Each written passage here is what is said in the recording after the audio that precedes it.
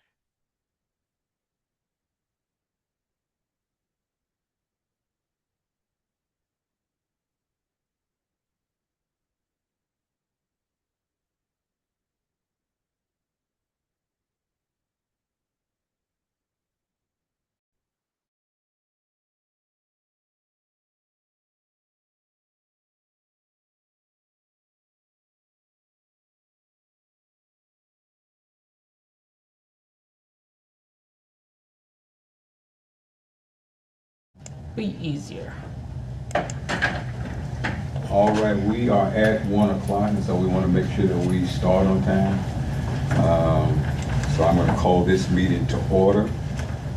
We'll do a roll call to see if we have a quorum. And so colleague Blonde is not here yet. Yvette Carter is not here yet. Got Jerry Crawford Yes. here. All right, Jarrell Deegan. Present. All right. Elena Lawson Bennett. Ron Rawls here. And then Frank White is not here yet. So we have 4 of the 7, correct? And then you have Ashton. Oh, then Ashton. Okay, so we got to put that on there. So that's even better. So we definitely have a quorum now. We have Ashton. And you remember, Carly term expired November 2025. He's still on it, but he was aware that he wants to be reappointed, but he did get the notice. All right. Ashton, what's your last name, Ashton? Weber. Okay. Weber? Yes. All right, so we have 5 of the 8. So Right. we have a quorum. Mm-hmm. And so welcome to our workshop, our January 15, 2026 workshop.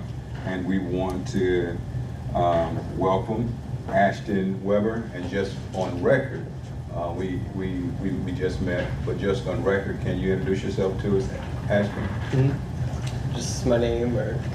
Yeah. All right. Hi, I'm Ashton Weber. Okay, and what kind of connections do you have with the community? Well, most recently, I've been involved in the U.S. Sustainable Food Systems cohort, and we've been partnering with the Fifth Avenue community to help revitalize the Fifth Ave Community Garden. So I've been doing a lot of in-person work with that, and then I'm just recently getting more involved in this, but on Saturday I'm going to conduct door-to-door like responses for a sociological style survey. So there's a community about 30 minutes away. They're trying to develop more climate resilient initiatives and just get some community feedback for that proposal. And then the Imagine Gainesville plan, been kind of involved in that, trying to facilitate getting the word out there, and those are the biggest things as of late. Our community is 30 minutes away. I want to say Cedar Keys. They're probably 30 No, minutes. yeah, I know. I was trying I to. was wondering whether you were talking about Archer or Newberry or Alachua High Spring or Hawthorne. No, Is it going it's in east? partner with Off the Beaten Road. I just had a meeting about it yesterday, and I was trying to remember Okay, there. I was- All right, well, welcome to the Equity Advisory Council. Thank you. And I also would like to know who we have. Okay, we have Ben Chumley, so I know who Ben Chumley is. Who is Kamisha? She's the person. that Kamisha is usually one of the meetings planners in with growth planner with management. Ivy. She Okay. comes with Ivy. Okay, all right, so we have Ben Chumley and Kamisha that are also. Hello, madam, how you doing? Oh, sorry. This is Kamisha. I just wanted to say hi to everyone. Okay, now I recognize your voice. Okay, now I got a name that I can put with the voice. All right, perfect. Mr. And- Chair, if you yes, would- ma'am. Can I speak for just a minute Okay. about what's in your packet? Okay. Okay. Heather Akpan, Assistant County Manager and, liaison to this group. And so you all, thank you for coming. You planned this, or you have it scheduled from 1 to 5, and obviously you can be here later if you want. Staff, including myself, will be available by Zoom if you have any questions. I know you all felt like you got it, and you can talk amongst yourself. But since it is a public meeting, some guests may come, and if you need anything from the planners or you have any logistical questions, feel free to just say hey, and we'll get on and answer them. In your book, I just want to point out what's in your book, because at the meeting that we had when we were planning this, you asked for minutes and any of the documents that Dr. Houchin had put together. And so in your binder, if you look behind the tabs, you will see 2025 minutes, and then you keep going, you'll see 2024 minutes, and then there's a spot that just says, I think we just called it Deidre Documents. And those are all the things, we went through all of her files and all the things we had, so if you wanna reference any of that, all of that information is there. So you've got org charts and all sorts of things in there, and if you need something that you don't see, just speak up, and either one of the planners or myself, you know, we will be happy to get that for you. We're gonna check in with you, I'm in this building, so I'll check in with you later, but if you need anything else, just let us know. Okay? Can we open the chat in case anyone, I don't know if anyone's Sure. gonna utilize it, then it will just pop up. All right. It's just, okay, that we hadn't turned it on yet. Okay, great. Okay, good, so yeah, I'll be reading the chat too, so. All right. All right, perfect, thank you so much. And so we don't have any members of the public here for item number 3, so we won't have any public comments right now. And so we'll move on to number 4. And I want to share, I brought some documents. And so before you leave, just for clarity with us, so today I went and looked at the makeup of the board. And so we have Yvette Carter, her term doesn't end until November 2027. We have Jerry Crawford, November 2027. Jarrell Deegan, November 2028.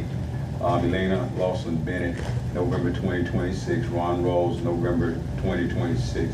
Ashton Weber, is it Weber or Weber? It's Weber. With Ashton Weber, November 2026. Frank White, November 2028. What has the commission done anything concerning Collie Blunt? That is on the agenda for the 27th. Okay. And there's another member also who would be a alternate. Mhm. Those were both going to be on the agenda. But there is a carryover provision, so I don't know if Mr. Blunt will be here, but he is still technically on the board because we have a carryover provision until we elect a new member, but he is asking to be reelected. Okay, okay, perfect. And so that alternate, that person has already been chosen? No, that will happen That's on the something that's gonna 27th. happen, those names will be presented. And so names will be presented Yeah. on this month, on the 27th. Right. For people that are interested in serving on this Yes. board. And there's an alternate position available, Yeah. and there's a member. Yes. Position that's available. Mhm. Okay, and where's that announcement? We don't post the agenda yet, but it gets posted the Thursday before, but we can send you the We're just gonna- resume. We wanted to put it out. Oh, Are we still accepting names or not? yeah, I guess we are. Let me find out. I think that it's always on the Equity Advisory Board, on our website, that we're accepting new members, or nominations, but let me see if it's still out there, because that's how this person found it. So let me find out and I'll let you know. Okay, yes, ma'am. No, Commissioner, since she's unable to hear. I think that was earlier. That was- before Oh, that the- was earlier. Yeah. Oh, okay, okay, we're good. I'll find out about that, get you an answer. All right, appreciate it. All right. All right, and so I'm gonna read a couple of documents. When we started out,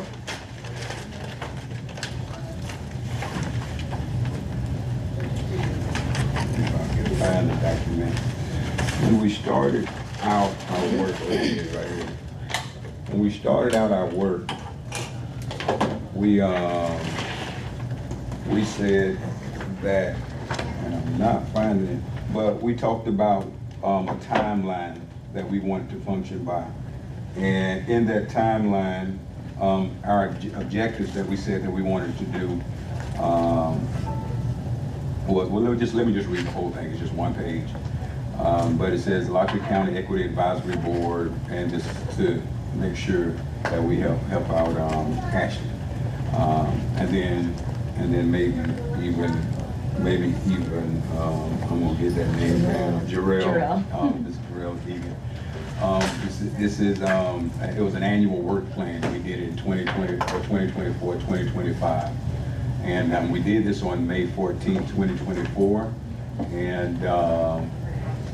And what we, is Equity Advisory Board Chair, and the board liaison at that time was Deidre Houch. Shared a brief history of the committee, And it said the Equity Advisory Board was established by board resolution, and just for the record, Mr. Frank White is here also. The Equity Advisory Board was established by board resolution 2105 on September 22nd, 2020. Members of the EAB were appointed by the Board of County Commissioners on November 14, 2023. Our mission is to assist and advise the county on the Equity Action Plan, to assist the county in reviewing policies, programs, and services for racial and gender bias, and make recommendations to the county on means for eliminating such bias, to engage with relevant stakeholders, agencies, nonprofits, and the community, and to ensure that input from neighborhoods and communities that are most impacted or disadvantaged by racial gender bias is included in development of policy recommendations and the design and delivery of county programs and services. And so our goals for the 2024-2025 year were to collaborate with the Equity and Community Outreach Manager and the Comprehensive Planning Team on conducting an equity audit of the comprehensive plan, to receive orientation presentations from Alachua County divisions and department leadership monthly at each meeting to better understand the work of the county and department efforts related to equity. In addition to these goals, the EAB is interested in completing listening sessions across the Alachua County region to better understand residents' needs, concerns, and ideas related to equity in Alachua County. And so those are our objectives. Those are some goals that we wanted to accomplish. We did do one of those listening sessions. We wanted to travel to one of our rural communities. We did not get that one done. We probably, I would say, I think it was in April or May, I can't remember, April or May, we just needed to get some understanding. And so we're probably about 3 months behind where we really wanted to be, because we kind of had to refocus and get some clarification from the county on what it was, on their expectations, and then we had to modify some things to make it a little bit more realistic for us to function as a board. And so I think May was our last meeting, I believe, and then we took the break off through the summer. And we were supposed to, I think, start up in August, but I don't think we started until October, if I'm not mistaken. And so we're kind of about 3 months behind. We've heard the presentation from the departments, but we didn't get that other listening session in. And so there were some goals that we wanted to have done, so that when we went in and did our annual work plan and with the, what we want to be for the 2025-2026 year. We're probably about 3 minutes behind. If there's somebody that has any additional comments or clarifications about what I just said, you're definitely welcome to come in now, but I kind of wanted to share what we said we wanted to do, what we did, and where we are now. Is that pretty much accurate? I think so. Okay. To the best of my recollection. All right, and so today we have 4 departments that we're going to look at: transportation, future land use, community health, and housing. And so in our package, we received the staff's recommendations or opinion on the presentations that were presented to kind of help guide. But I think we all took our own notes also. And so we'll start out with transportation. What I went and tried to do, is go back and find and I went back and found all the the presentations in my records. And so we want the actual presentation beyond the recommendations that was basically, we have an audit tool. Okay, and Deidre Houchin helped, I think she put it together for us. And so a tool that we could use to determine if there was improvement that needed to be done, or if everything seemed to be fine, in our opinion, as it relates to equity in each department. And so what you're seeing here is that tool in use. But if we have any questions I also have the actual presentation in my packet if you have questions. But we were, and the transportation piece, that wasn't a real heavy one. Yeah, what tab is that under? Yeah, That one, so it was doing the public works presentation. Yeah, I see the Uncle Nina's behind I that. don't see any. So, okay, so I'm not looking at the one you all have. You got something more. Yeah, I got- comprehensive. I got the ones that I say, so I'm not sure if they put it in the ones that they prepared for today. There is no transportation behind Dr. Houchin's notes. Okay. So she may have been gone, I can't remember. So I have a document that I'll read from. It wasn't a lot as it relates to transportation, but it talked about public works, their mission to provide stewardship. I mean, we heard all of that, but the transportation piece, Transportation Engineering Division was to develop, design, and deliver transportation projects. They talked about new facilities, which was a roundabout on Southwest 8th Avenue Extension. That's out there, you know, when you headed out to Jonesville area down Southwest 8th Avenue. They talked about a new roundabout out there. Talked about mill and resurfacing under pavement management that was done on Northeast 27th Avenue. Talked about some crack sealing that they did on Southwest 24th Avenue. That's out there by that, you know, where Oaks Mall, the road that with Oaks Mall before you go over the overpass out there. So that's just when they put the stuff in the cracks and seal it up to preserve it. Some work that they had done. Talked about a bridge repair out on Monteoka Creek on Northeast 21st Street. Bridge repair and replacement. They also mentioned some multi-use path on State Road 24 that was pedestrian friendly. Talked about some traffic control devices over near Lake Forest Elementary School that had been done.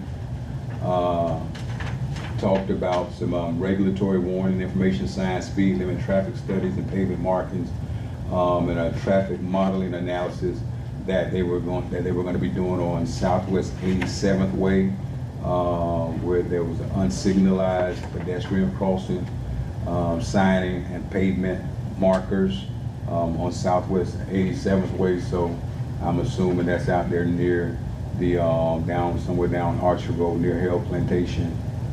I don't know where it is on Southwest 87th Way, but out in the southwest Gainesville. And they talked about, they did 703 miles of asphalt roadway maintained. So they maintained 703 miles of asphalt roadway and 223 miles of unimproved roadway that they maintained. They also talked about some traffic maintenance and sign manufacturing emergency stuff, right-of-way tree trimming, sidewalk repair, but not in actual numbers, but just stuff that they did, litter control, mowing operations. And that was pretty much it in transportation. But if we move to the transportation elements that's included in our agenda, and the question was, does the plan highlight areas of inequity related to staff services across the county? And the staff's response was no. Does anybody remember taking any notes that stood out to them, or do we want to ride with the staff's response? I don't know if that was the meeting that I didn't attend. Can you speak louder, please? No, I'm sorry, ma'am. Okay, yeah. No, I don't know if I didn't attend that meeting, but some of it sounds familiar as though it's been, you know, reviewed before. Mm-hmm. But,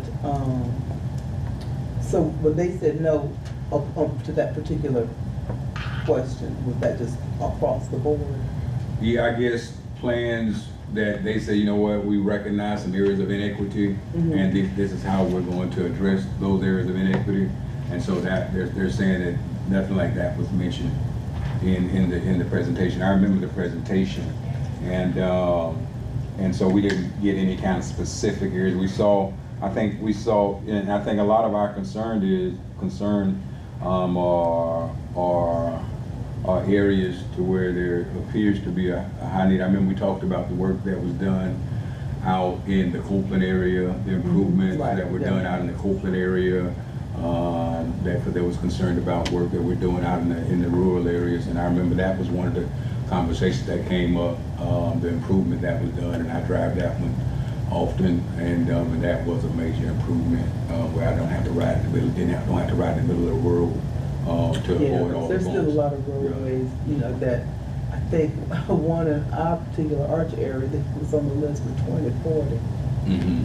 You know what I mean? It's like, and it's horrible. And you say it's on the schedule to be done in 2040, That was, yeah, my understanding. and that's the end of the comprehensive plan.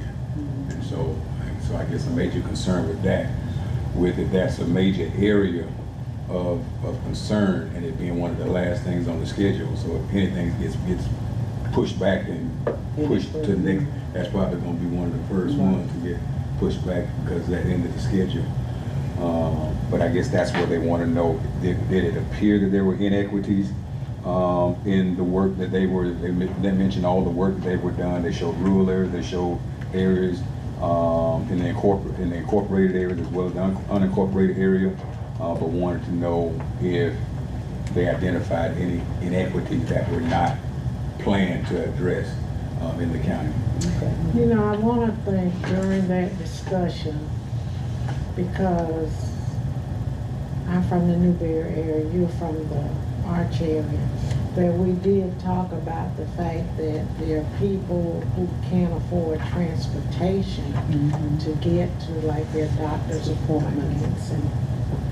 And I know the county doesn't have a bus.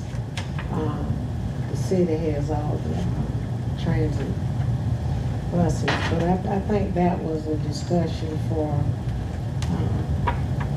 disadvantaged citizens who live outside of the city of Gainesville, don't have access to any type of transportation, definitely can't afford ride share. But I want to think that, I know probably I would have at least brought that up, because I know at one time there was a grant that provided transportation from the west side. It even went out to Dollar General, used to help take people to provide transportation to those. Was that a partnership that was with GRU, with the Gainesville, City of Gainesville? Right, they had a grant, yeah. And then they bring people from like Newberry up to the Oaks Mall, and there, you know, of course, they can catch a bus, or they had to go to North Florida. So I recall back when they had that grant, they were even, you know, trying to have folks reduce their carbon footprint. So if you were a county employee, you could actually get a badge and ride it in. I never did it, but there was that, I just recall. And see, that was actually helpful to people with not only just transportation problems and getting, you know, citizens, but folks that were actually working for the county. Right. And so I think it might be and they may have already done so. We have Mr. Chumley on that's listed. Maybe there could be something put out there, a survey to look at, you know, transportation needs, and it's something that they may already have numbers on, but a periodic, whether it's every 3 or 4 years or whatever, a periodic survey to look at needs of people that are in the unincorporated or rural areas, transportation needs, to kind of determine if, you know, if those kind of grants or that kind of funding Yeah, is. that's a really good And idea. then when the county has their combined meeting with the city of Gainesville, they can possibly add that to the agenda to ask them to pursue Partner. grant, see if there are any grants that they can pursue. So maybe our recommendation could be, which might already be in place. Right. But if it's not already in place, a recommendation that, every 3 years, that a survey is done, for those that are in the, outside of the normal transportation routes, in the rural or unincorporated areas, to see if their transportation needs that, that needs the attention, of the county and serving the community members. In addition to that, when they do the survey, because we've asked this question before, to some of our department heads or the county department heads, is make sure the survey is on various platforms. Yes. Don't always assume that you send it by email, that people will see it, or social media. Right. There may be mail, snail mail type, or whatever, different platforms to ensure that all economic Yeah, and that there's levels. sufficient time frame for that, for people to submit them. Right. That is part of Mark Sexton's communications. And a reminder. Right, Even we need reminders. And I think based off that, the survey frequency might need to be increased to annually, because people's needs change annually. And then budgetary falls annually, grant funding falls annually, cost share agreements, whatever the county and the city may do. And that way people get into the cadence of it. So if they did miss out on a year, they don't have to wait. Expectation that Yeah, they'll they get. don't have to wait an additional 2 years in order to All right. do something. And so a recommendation that we would have, if it's not already in place, that a survey is done, a needs assessment is done annually for the rural and unincorporated areas as it relates to transportation. Transportation Okay. All right. So then number 2 says, does the plan include an analysis of how transportation is related to access to employment, social services, and housing? And they said, and a yes, generally. And I think some of our conversation is also kind of people having access, but the staff feels like that is included in the thing. And so anyway, as we go through this right here, if we disagree with what staff said, let's just step away. And then it said staff noted that strengthening this selection is critical to provide transportation equity. Although these analyses are implicit in the goals and objectives of this section, explicitly showing analysis and drilling down further into social services is imperative. And I think that's kind of what you all are saying, that we got to make sure we get to the people that need, And so it says, hey, yeah, we trying, but are you really being effective in what you're trying to do? All right. So 3, does the comprehensive plan include a transportation plan or transportation section? Yes, specifically. And I printed out the whole comprehensive plan, and I did see in there that there is that is listed in the 16 elements in the comprehensive plan, and that was in those 16 elements. Does transportation include public transit? Yes. Does the transportation plan or another part of the plan include safe routes to schools? Yes, generally. And so I guess the idea, I remember we had a conversation. There was a conversation about getting to Williams from Tiger Bay, and that students were, having to cross 20th. Little elementary school students having, because they were not they couldn't catch a bus because they were too close, but they were having to cross 20th.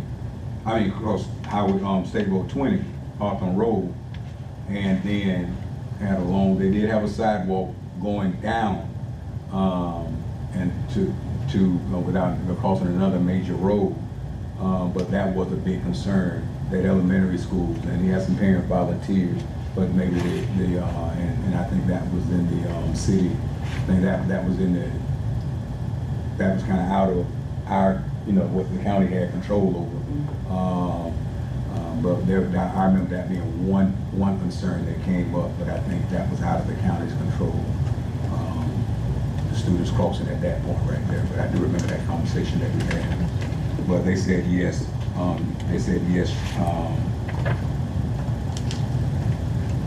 What number? Oh, yeah, they said yes, generally. And they said the health element of public school facilities element mentioned safe routes to schools. However, there should be in the transportation element. There are several projects and plans underway in the county's transportation department that would augment and extend this element. They include the bike pedestrian plan and the SS4A safe streets and roads for all.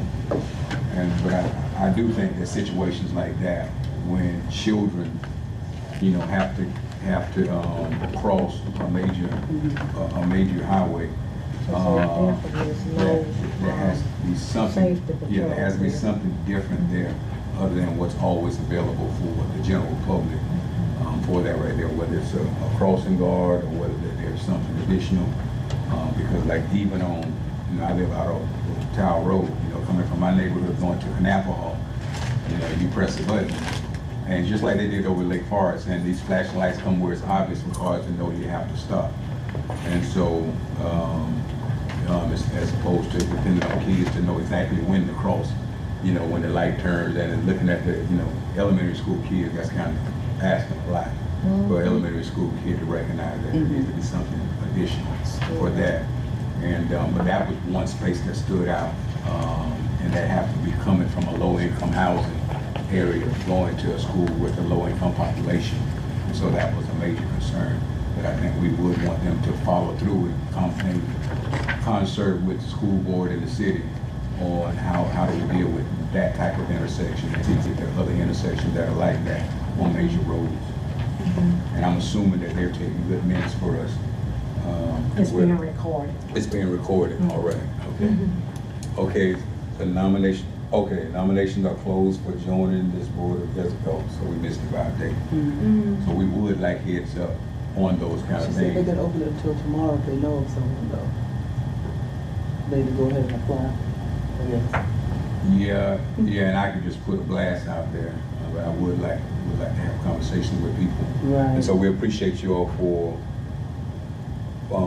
that, but I know that there are people that we want to get involved in this kind of conversation that we would like to push, because maybe I just didn't pay attention, but I didn't realize that those two positions were taking applications.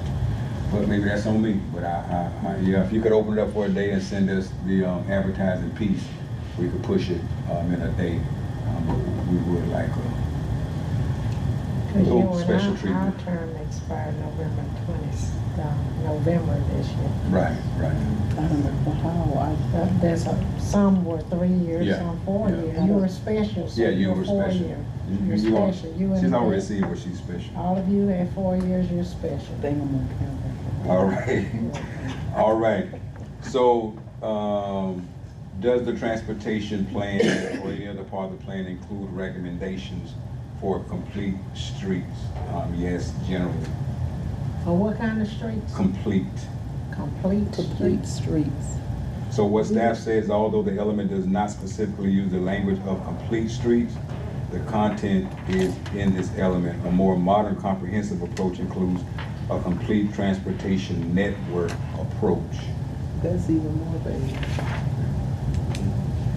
I agree. So Mr. Shumley's about to help us out. Yes. Yep. Thank you. Can y'all hear me okay? Yes. So a complete street, what that term means essentially is that it's a street that can accommodate different modes of transportation. So it accommodates motor vehicles, it accommodates bicycles, pedestrians, and transit. So that's generally what's meant by a complete street. And that's something that in general we do try to aim for with our road network in Alachua County. Okay, all right, appreciate it, Thank sir. you. All right, so staff response was yes, generally. Number 7, does the transportation plan mention improving transportation access for low-income residents? And staff response was no. And so, That's why they need the survey. right, so I think that's where that survey really needs to come in to make sure that, and they have some expertise, based on, models that they've seen in other places. But I think it could also benefit from a real life survey. So I think that survey recommendation probably needs to be at the forefront to see if there are improvements.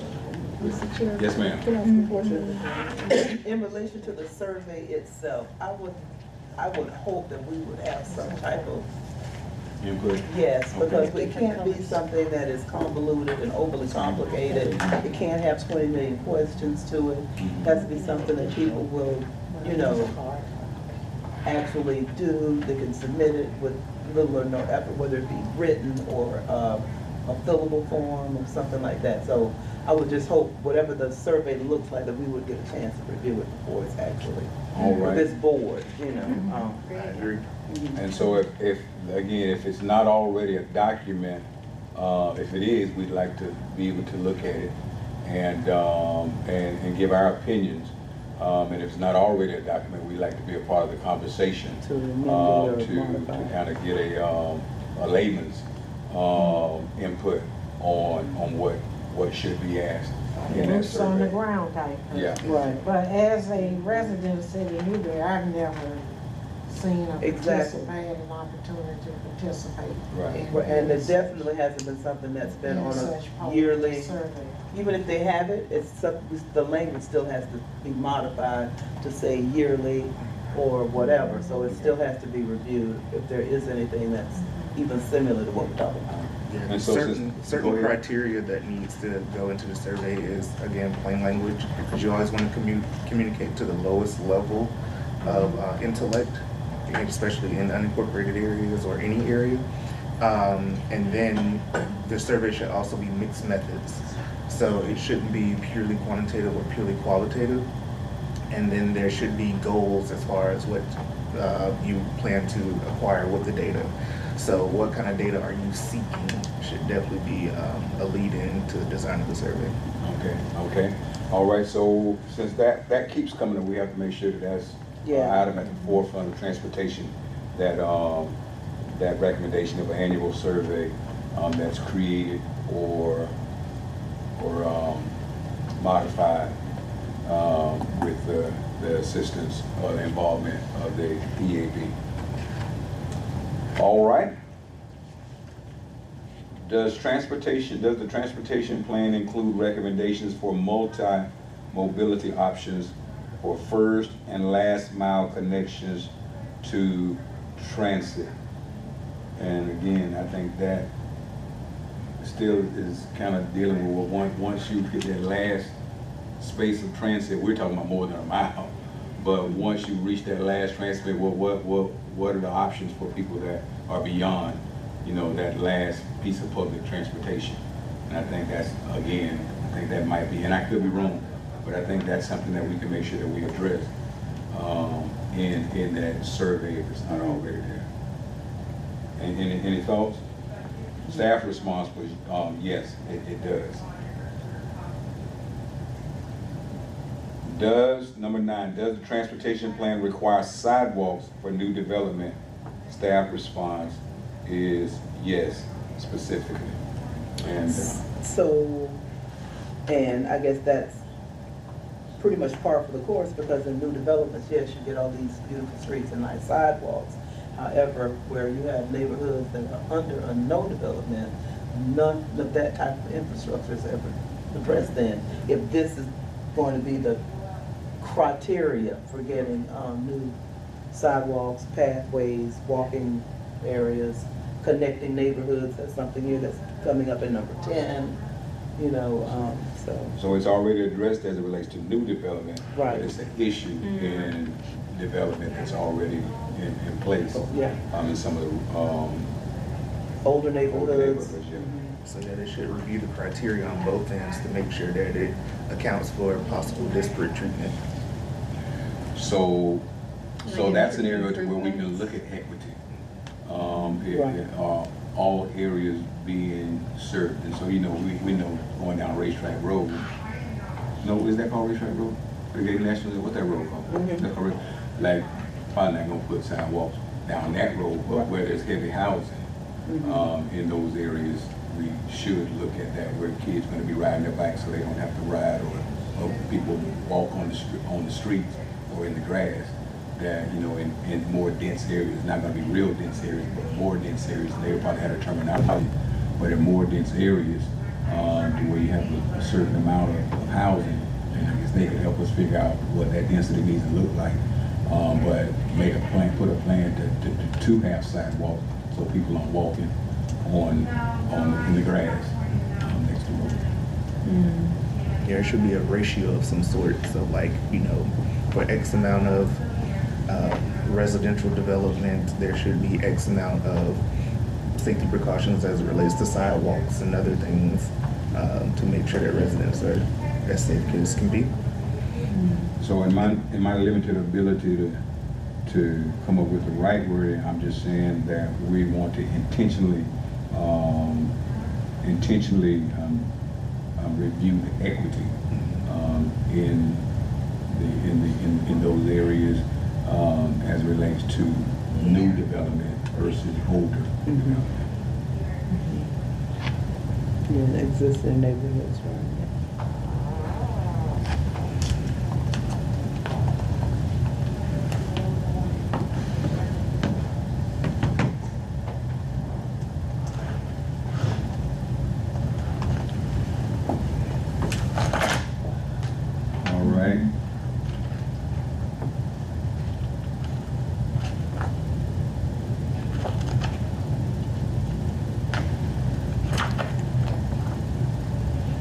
All right. Does the transportation plan recommend connecting existing neighborhoods with sidewalks or paths? Staff response was no, and said the bike pedestrian plan will note this. This would be referenced in the transportation element. So then that brings up, I mean, you can see around Gainesville where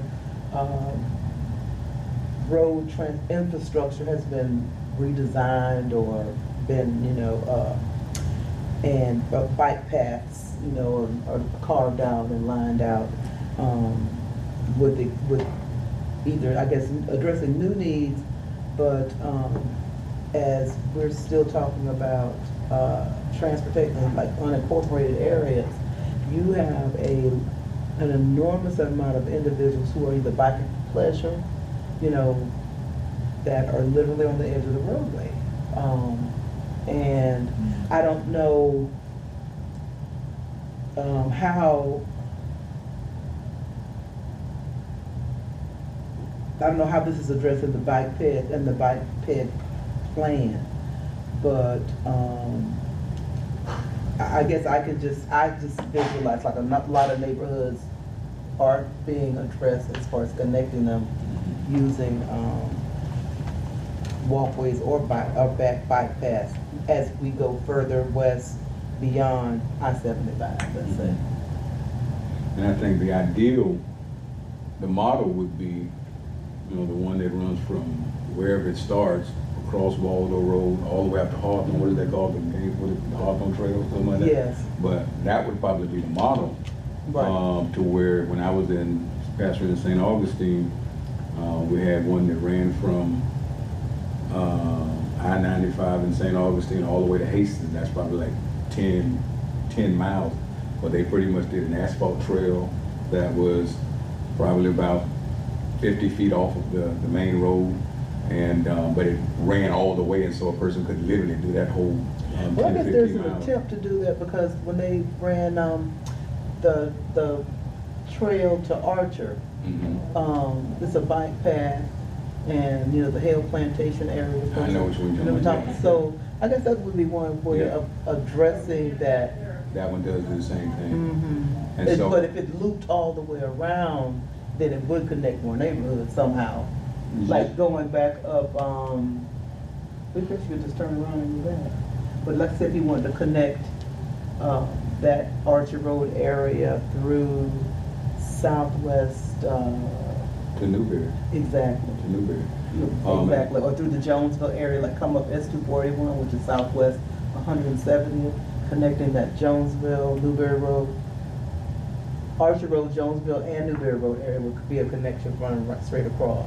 So I think that would probably be an encouragement over with on the health side also, getting out and moving, moving, Yeah. moving around as it relates to, the initiative, done by health. And so I think just identifying other opportunities to make those type of pathways available is something that we probably just want to keep our eyes open and kind of do a survey. Where is it in the county? And then back to those density areas, and for something like that, it doesn't have to be as dense, but are we able to connect the communities? Yeah. So yeah, I think something like that would just be to just kind of put a map, and I'm sure they already have it. Where are they? Where are they not? And is there a need to make those connections? All right. And that was question number 10, right? Mm-hmm. All right. Let me just put my little note.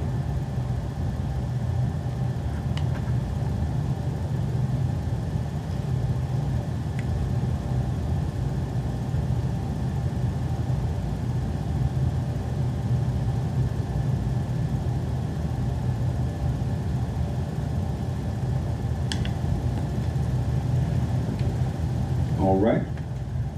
11, does the transportation plan connect to economic development? Will new job opportunities be accessible to low-income residents in regard to various multimodal transportation methods?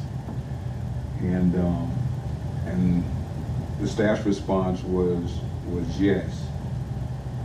It says, although the element and plan is constructed to ensure that various income levels in the community are able to access employment centers, the plan does not specifically anticipate or dictate new job opportunities.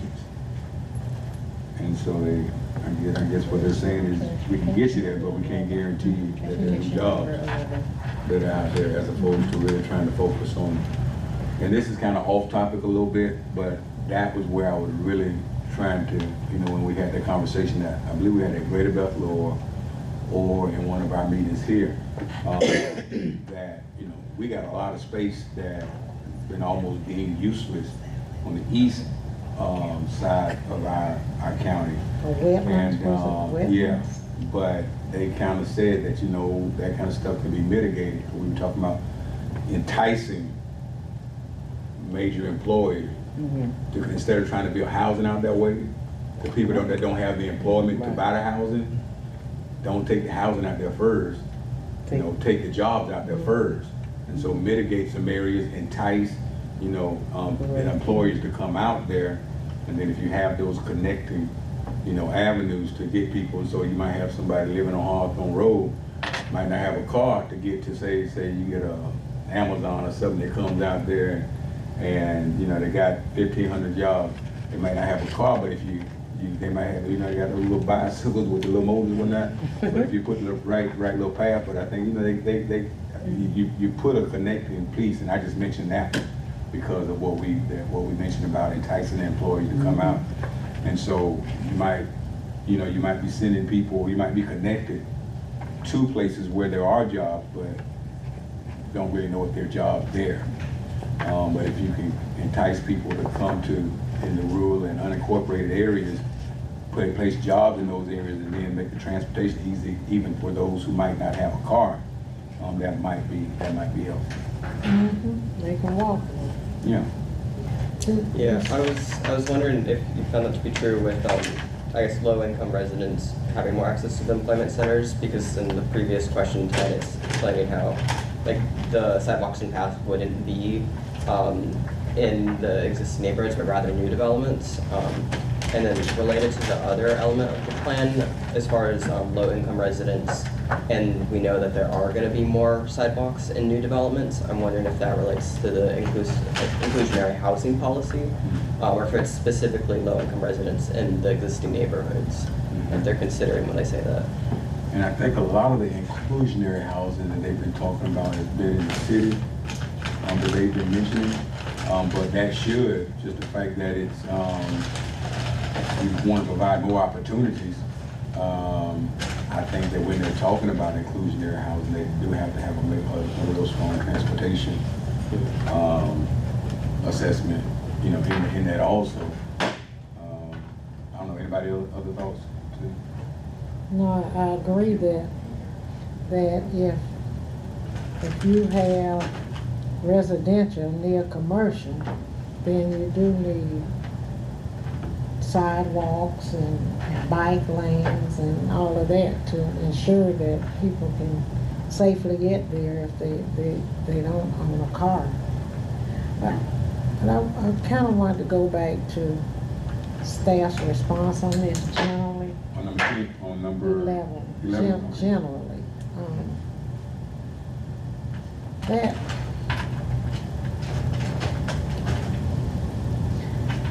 how I guess the question is, and maybe Mr. Chumley can respond, how much involvement does the county have in trying to recruit businesses to, like you say, there's a lot of land over there on East University and 43rd Street and that area. How much involvement does the county have in actually, because you know, like the city, they have a component where they actually, you know, with the chamber recruit businesses. So when we had that, I think it was economic development, they came to one of our meetings and we had a pretty big conversation about that. But the conversation kind of went to, and I think that was the piece from, okay, we know, I mean, you pretty much ran out of space, all the people that you recruited to come over there. We still have more space. We got to figure out how to make that space available to recruit, to come out. But they did mention that there is an effort in their economic development department to bring in employers, but they're all going to the west side of town, where it's Alachua, High Springs, you know, Newberry. We're heading out past, you know. West. Yeah. But And, do you remember that development? You were not here at the church, but I can't remember. the Plum one on Hardy Hawthorne? Right. Yeah, the something Yeah. Plum. Yeah, and they killed that. Right. You know, and that was an area to where if you would have had that number of housing, that number of houses in that area, you gotta have a grocery store. Right. And right now, the only thing we got over there is Walmart, and then nothing for the southeast. But we would have had to bring a grocery store out there. I mean, I was they would thinking have it was come. mixed use. It wasn't mixed use. I think it was. I don't think it was just housing. Commercial. Yeah. Yeah. And but again, there wasn't the wherewithal, and I don't think there was the education to show, you know, what you're turning down.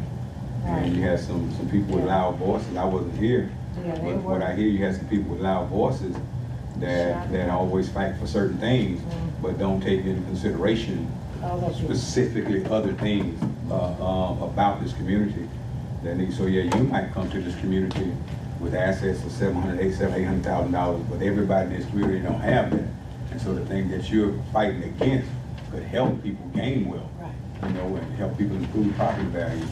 So I think we do have to, you know, when we get to economic development, when we get to that department, and land use, those two have to work together and understand a bigger vision than just what somehow people don't want in their backyard. And I'd be curious to see, like, what are the determining factors as to, like, why is it that companies develop on one side of town versus the other? Like, is there any financial incentives to do so? Like, what are the determining factors? Because you can tell the distinct difference just driving across county. You can tell when you're going to see the last Publix. You can tell when you're not going to see a hotel. You can tell all of these things. But I'm curious to know, like, what are the key factors that keep businesses from venturing on that side? Well, since you mentioned Publix, I mean, the conversation has been had historically. If I'm just gonna say African Americans would just stop, just get one good weekend and stop attending that Publix at Main Street, just boycott it. Because the thing is from that standpoint, the income is not there for a Publix to go there. But these folks are driving in and spending their hard-earned dollar to come to this one Publix or the Walmart. Or they're walking. Or however they're getting there. But that economic dollar means something. Right. And how can we get individuals or companies or to see that this economic dollar, whether it's these folks driving 10 miles to get here or placing it in their neighborhood, the value in that, you know? So I think where you address it is you make sure that transportation has gotten ahead of it. You make sure that transportation is available. You make sure that economic development has gotten ahead of it, trying to push employers out, you know, to those areas. And so these departments needs to get ahead of that, so that, because they're not gonna go if there's no jobs, no housing. And so you gotta kind of get out ahead and put the infrastructure in place. Be proactive, and then where it says build it and they will come. Right. You know? And there has to be that economic incentive. Yeah. Yes, Right. So exactly. that's where I'm getting to, like, Yeah. what are the I know monies or things the behind city it? has a lot of areas that they provide economic incentives. And there's, like I know, going back with the city, there's certain costs that the city will say, okay, you don't have to pay that, you know, connection fees and certain things like that. So there are incentives that are used and collaboratively, the different departments that play a role, whether it's planning and whatever it is, have to work in collaboration to offer those incentives to get it engine started that way, because there's so much more the county could do to be stronger. I mean, Marion County just busting out the seams, and there must be, you know, even though that ain't really my kind of county, but they're doing something to have so many people coming and so many employers coming. You got to say, what are they doing? What kind of incentives?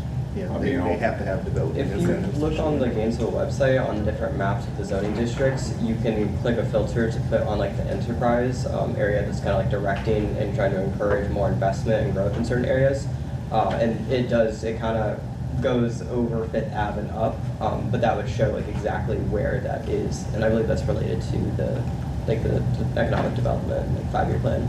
So they show like incentives or? It shows you like the district where they are Enterprise. providing that. I don't know if it's in place, but it does map it out and overlay it. But that's what we need to ask. Mr. Chumley, do we have any enterprise zones in the county? Or economic incentives for businesses? Yeah. I'm not sure. I don't think we have enterprise zones that extend into the county, but I could be wrong on that. We have an economic development and tourism department that kind of specialize in those things, and they know a lot more about it than I do. So I don't think so, but I would want to verify that with our economic development experts. We'll be here for a couple hours. You can send them email, and if they respond, let us know, please. I'll give it a try. Okay, it also impacts what we may go over later on, like you mentioned, land use and all of that as well. Thank you. Sure. Something I'm noticing, you know, since we're on the transportation section, it's like there are some of these things mentioned in other elements. So in community health, like for example, it says Alachua County shall consider a program for partnerships for healthy corner stores and incentives to attract grocers to food deserts. So the things that we're talking about, and we're going to get to community health, but I think maybe with transportation, it's kind of missing how that is to support these other goals that are in community health and in economic development. That's what it sounds like it's saying. It's like, yes, generally the plan does this, but maybe the transportation element isn't saying specifically how they'll support those other things.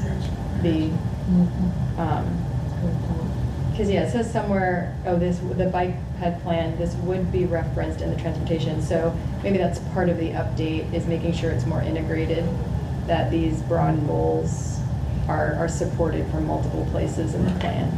Yeah, I think that should be Yes. the premise of the elements to all play together into the overall overarching plan. Yeah, even referencing, I don't know if they reference each other, but, you know, if this is something in the transportation element, like to even then reference that, you know, one policy 1.3, they all have these little numbers that, you know, how they tie together. Yeah. Good stuff. All right, number 12, is there anything in the plan regarding EV charging stations or infrastructure? The staff says yes specifically. And it will be amended. And then said this will be amended in accordance with the state statute, so it's controlled by state statutes, but it's definitely in there. And I think, excuse me, I remember having a conversation that a lot of the people we're talking about won't need these EV stations. Exactly. Just a side note. No, I get you. Is it equitably distributed across the county? They're talking about the EV stations. The plan for the EV stations, and then is it equitably distributed across the county? And from what Ms. Elena Lawson Bennett is saying. Yes, no, we did say no. Yeah, No, it's not. yeah. Either. It's not equitably distributed, but is even the need? Correct. You know, you go and invest, you know, $5 million in a station, and it's extremely under capacity as far as who it's being served. And so I think sometimes, and definitely kick back, please kick back if y'all don't like what I'm about to say, but I think sometimes we can fight for things and end up shooting ourselves in the foot, because that was a service that really was not critical in our area. We just wanted what everybody else had, but then when it's so underutilized, then it can be used against us in the next fight. And so there really would have to be an assessment to see if the need is even there for it to be distributed. Oh, yeah, I Over agree. here. That's what I'm saying, man. Yeah, I know that's what And you're I'd be saying. curious to see, like, even if the county was just playing into the federal need of having all of these EV vehicles by 2030 and that plan, and tacking them throughout. The Tesla charging stations at the Oaks Mall, I've never seen one car plugged into there, and I just passed through there this morning. I was By trying to Seafood think, Dock. now that is city. No. But I was trying to think of. Where are they? Are they any downtown? I don't. I think never I- seen them down. But I was just trying to think of places outside of the city of Gainesville. The Wahoo, what's it called? The Wahoo, the Wawa. They go down out west by I-75. They have them. They're at the Target over on Archer Road. Okay. Just to say, but that's what I'm saying. But I don't see that kind of like public bank, say downtown. But you still saying, where's the Wawa? Cause the It's on Target West. is city. That's Oh, still well, city. okay, I'm just Wawa's trying to think of I-75, outside of the- Celebration Point, right outside of the sign actually, because you can Okay. actually sit at the I light know and what see you're the sign that talking says about. City of Mhm. Gainesville. Yeah, that would Right. be kind. Yeah. So I think I'm not sure if this is a place that where we need to, even though the response by staff is no. It's fine, yeah. I don't think this is. We wanna challenge it. Yeah, I don't think I this agree. is something that we need to push, because that requires funding, and that funding really could have been used in It's not another a priority. area. It's Yeah. not a priority. May I ask, I just have it pulled up. It's from the City of Gainesville, the Department of Sustainable Development, and there's a community reinvestment area for infrastructure in orange, and then the enterprise zone in gray. So I can walk around if you guys want to see it, but that's the area that is covered currently. What were you saying? And so that's the city, right? Yes, that's for our city. So I think he's looking to try to see if they have them in the county. Gotcha. Enterprise zone. Yeah, I've seen this before for sure. But yeah, I'll be curious to see what the county has. Interesting. Chair Rawls, I didn't know if you were saying, should it be included in a needs assessment questionnaire to just No. see? Or no, we're not. So what I'm saying is, there's some things when we're looking at equity, that what's happening over here should happen over here. Right. And I'm not sure that if an EV station is needed in in Hill Plantation, that we should also get in Duval Heights.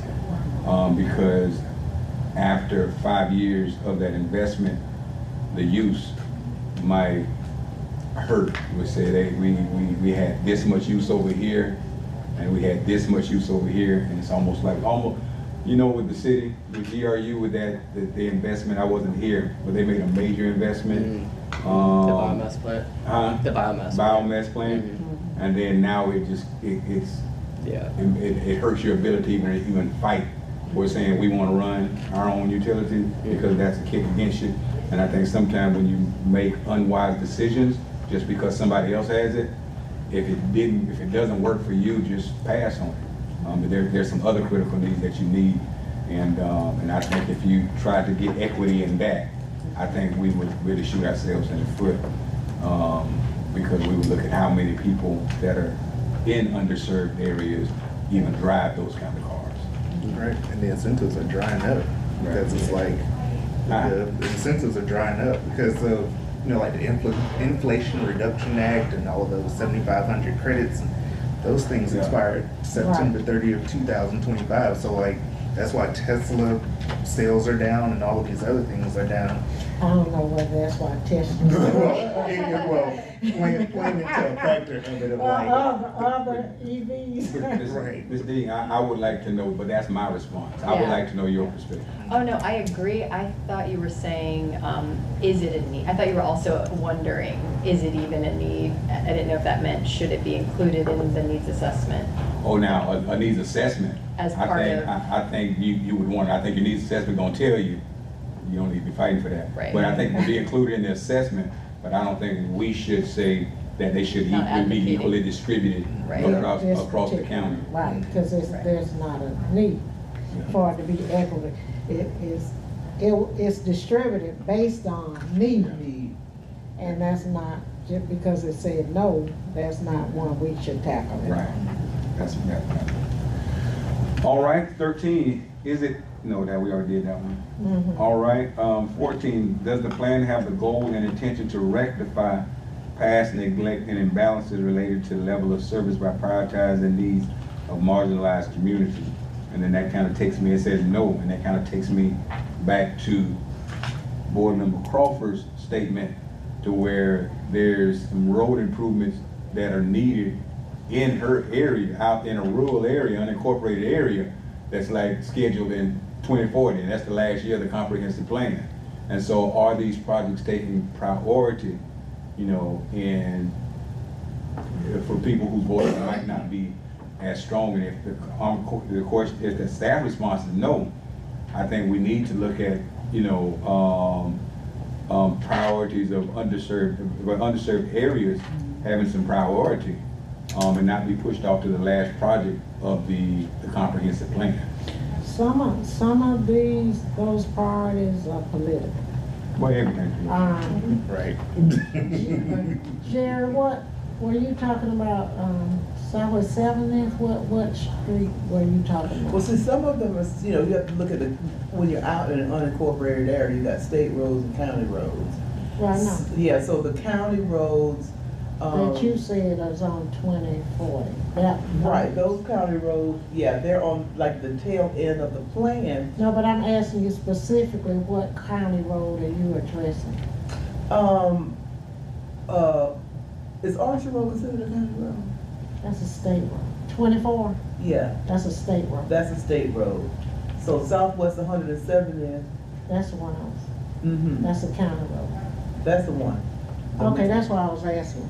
Because I know Newberry has 337, Yeah. and we've had a lot of accidents there because they've been infighting. They kind of dropped them down even farther For from the list. on the matrix or the list or whatever. Yeah, so that's why I said. So, yeah, Chair, my question then would be, if it's anything that's on the, let's say if it's on the end of the comprehensive plan, I mean, once it's there, is that where it stays? Is that something that's addressed on a? I think what we're doing is saying, okay, you have this plan from, what was it, 2018 to 2040, I forgot when it started. Yes. And so now we're coming in 2026 saying, hey, we need to relook at. And so what I noted here was a consideration of priority to underserved areas. Okay. And so, don't just put them at the end. And I think, I know we recorded, but y'all know I'm always saying, I'm gonna say what I'm saying. I think you can take advantage because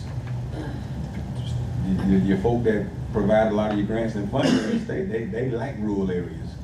And because that's where their base is. And so if that's gonna play to them to invest some money in those areas to make those people happy, you might be able to get some money because they like those areas and take care of some of your projects. I mean, that we still got to do because they're all our residents. Right. And so you can tap into those resources since the state level is amenable, to serve in those areas and get some stuff done. So I think we should say a consideration priority to underserved areas as it relates to number 14.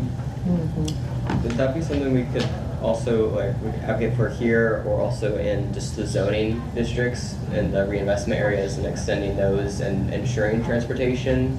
Isn't in road infrastructure included in there? Because I know there's a lot of overlap in where things are designated. But So when you're saying reinvestment, are you talking about county or city? at the county level. Okay. Do we have the CRA in the county? In individual cities, but not, I don't think we have them in the county. I was wondering if the reinvestment areas, if that's specifically for encouraging business and economic development, or if that would also relate to infrastructure and include transport as well, if that'd be a good place to advocate for that too. That's all. Yeah, so I'm not sure, and they can help us. I'm not sure if the county has the reinvestment areas. I know the city has the reinvestment areas, and so what we're tasked with is the county. But I know that the city has. I don't know of the county reinvestment. Again, yeah, I guess he's checking on that. But okay, so the city does. Yeah.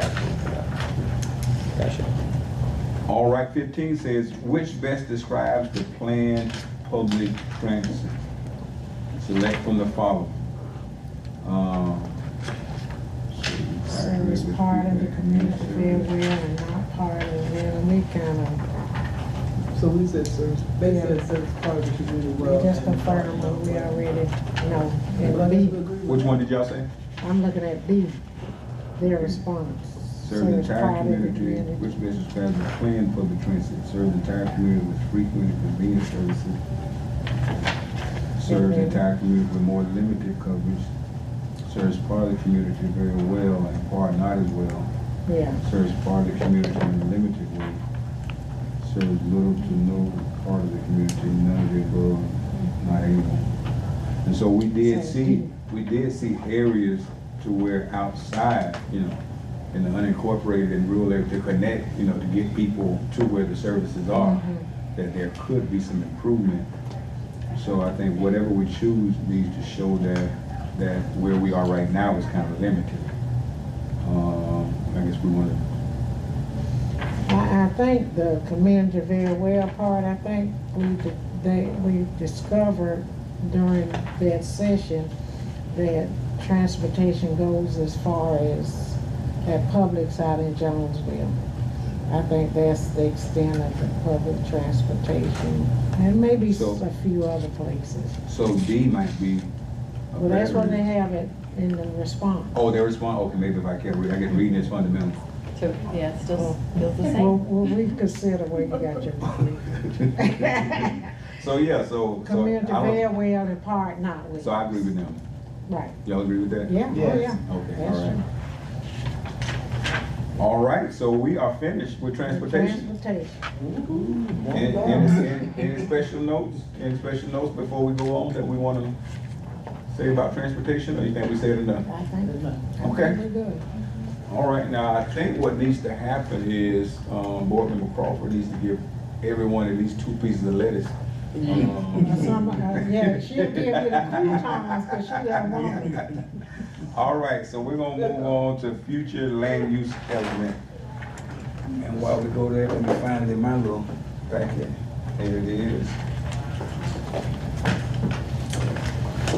Frank, So we did you have the sign responses anything in your here. notebook? Yeah. You got it. Okay. 2019-2040. So that one was a little more comprehensive, and so I'm not gonna, I can refer to it as we have our discussion.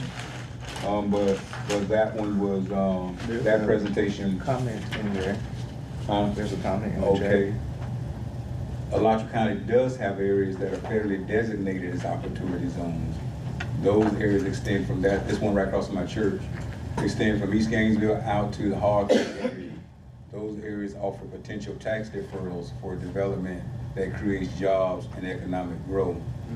And so deferred tax That needs with those to- opportunity zones. Yeah, that's one of those that, because we don't know, that means a lot of other No, folks. no, no, Right. you're right. Right.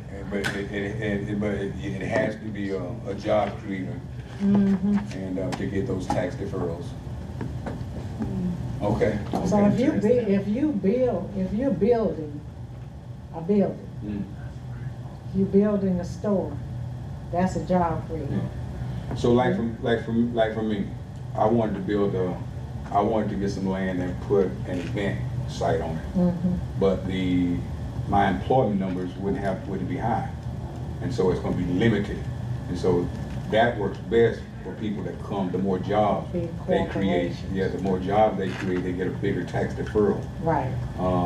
But I guess even small get something, but the bigger incentives come from those who are creating, 100, 300, 800, 800 jobs. I think those opportunity zones came in under Trump's first term. Yep. And that's And the benefit. sustainability would come with, like if they built the plaza, for instance, you got 5 businesses there. And that means the jobs, There you go, there you go. There you people go. are So you being, get those tax deferred, right, but you have to create. the job, right. Mhm. Okay, so future land use, I'm not gonna read everything like I did in the other, but we can refer to it, because this one it deals with, goals to encourage orderly, harmonious, and judicious use of land, consistent with the following guiding principles, and I will read the principles, but we won't do all the strategies. Principle 1, promote sustainable land development that provides for a balance of economic opportunity, equity, environmental justice, and protection of the natural environment. Principle number 2, base new development upon the provision of necessary services and infrastructure, focus urban development in a clearly defined area, and strengthen the separation of rural and urban uses. 3, recognize residential neighborhoods as a collective asset for all residents of the county. And then 4, create and promote cohesive communities that provide for a full range and mix of land uses. And then it has a lot of different strategies, and with urban residential stuff, policies. So if we want to refer to something, it has a lot of stuff in here. Village centers. So yeah, that has a lot. So we'll just do the questions. So does the future land use plan recommend an increase in multifamily housing compared to the existing land use? And it said no. And so I guess our conversation would be, is that something that should be, if it's important to us? Because the existing says no, it doesn't recommend an increase in multifamily housing as it relates to the existing land use. And if we felt that it should include more, then we would probably want to dig deeper into it. But if we feel like there's not a need for more multifamily housing than what's currently on the books, that wouldn't be a need for us to learn. So what are your thoughts on a multifamily housing? I think we have more than enough, and it continues. Oh, yeah, I mean, that's what's actually been built in this area is, because around Woodsy Road and Newberry Road. Even down there where we're at, on Hawthorne Road, you got another new one that's coming in right next to Dollar General. Yeah. And so I think, when I think about the bigger picture, multifamily is good, but to increase wealth and close the wealth gap, we really need to start thinking about income and purchasing housing that builds your own personal wealth, as opposed to just, everybody's not going to be a homeowner, But I think we ought to encourage home ownership if we're really going to try to get that wealth gap closed. That wealth gap is going to affect a whole bunch of other areas. So, in my thought, there's really not a need to really fight for an increase in multifamily housing. What are your thoughts? I think that helps students and a whole lot of other people, which is, fine. But man, I don't even know how all these people living in all these places. They got new places coming up on Williston Road. And the thing is, they're not affordable. Right. So the word affordable should be somewhere in one of these. And then all the affordable stuff, you're gonna stick on Hawthorne Road, or they're gonna stick somewhere else. And then so you don't have a balance. That's right. You're putting it all in one area, and you're supposed to deal with that a few years ago. But planning and zoning keeps approving what they want to approve. But we can't just keep throwing everything on the east side of town. That's Not there. that you call affordable. Yeah. Well, yeah. All right. So yeah, we're not gonna go in, Okay. we're not gonna get into that fight right there. Is there zoning to implement the plan? We're not even concerned with it. No. So let's keep going. Does the okay, so future land use.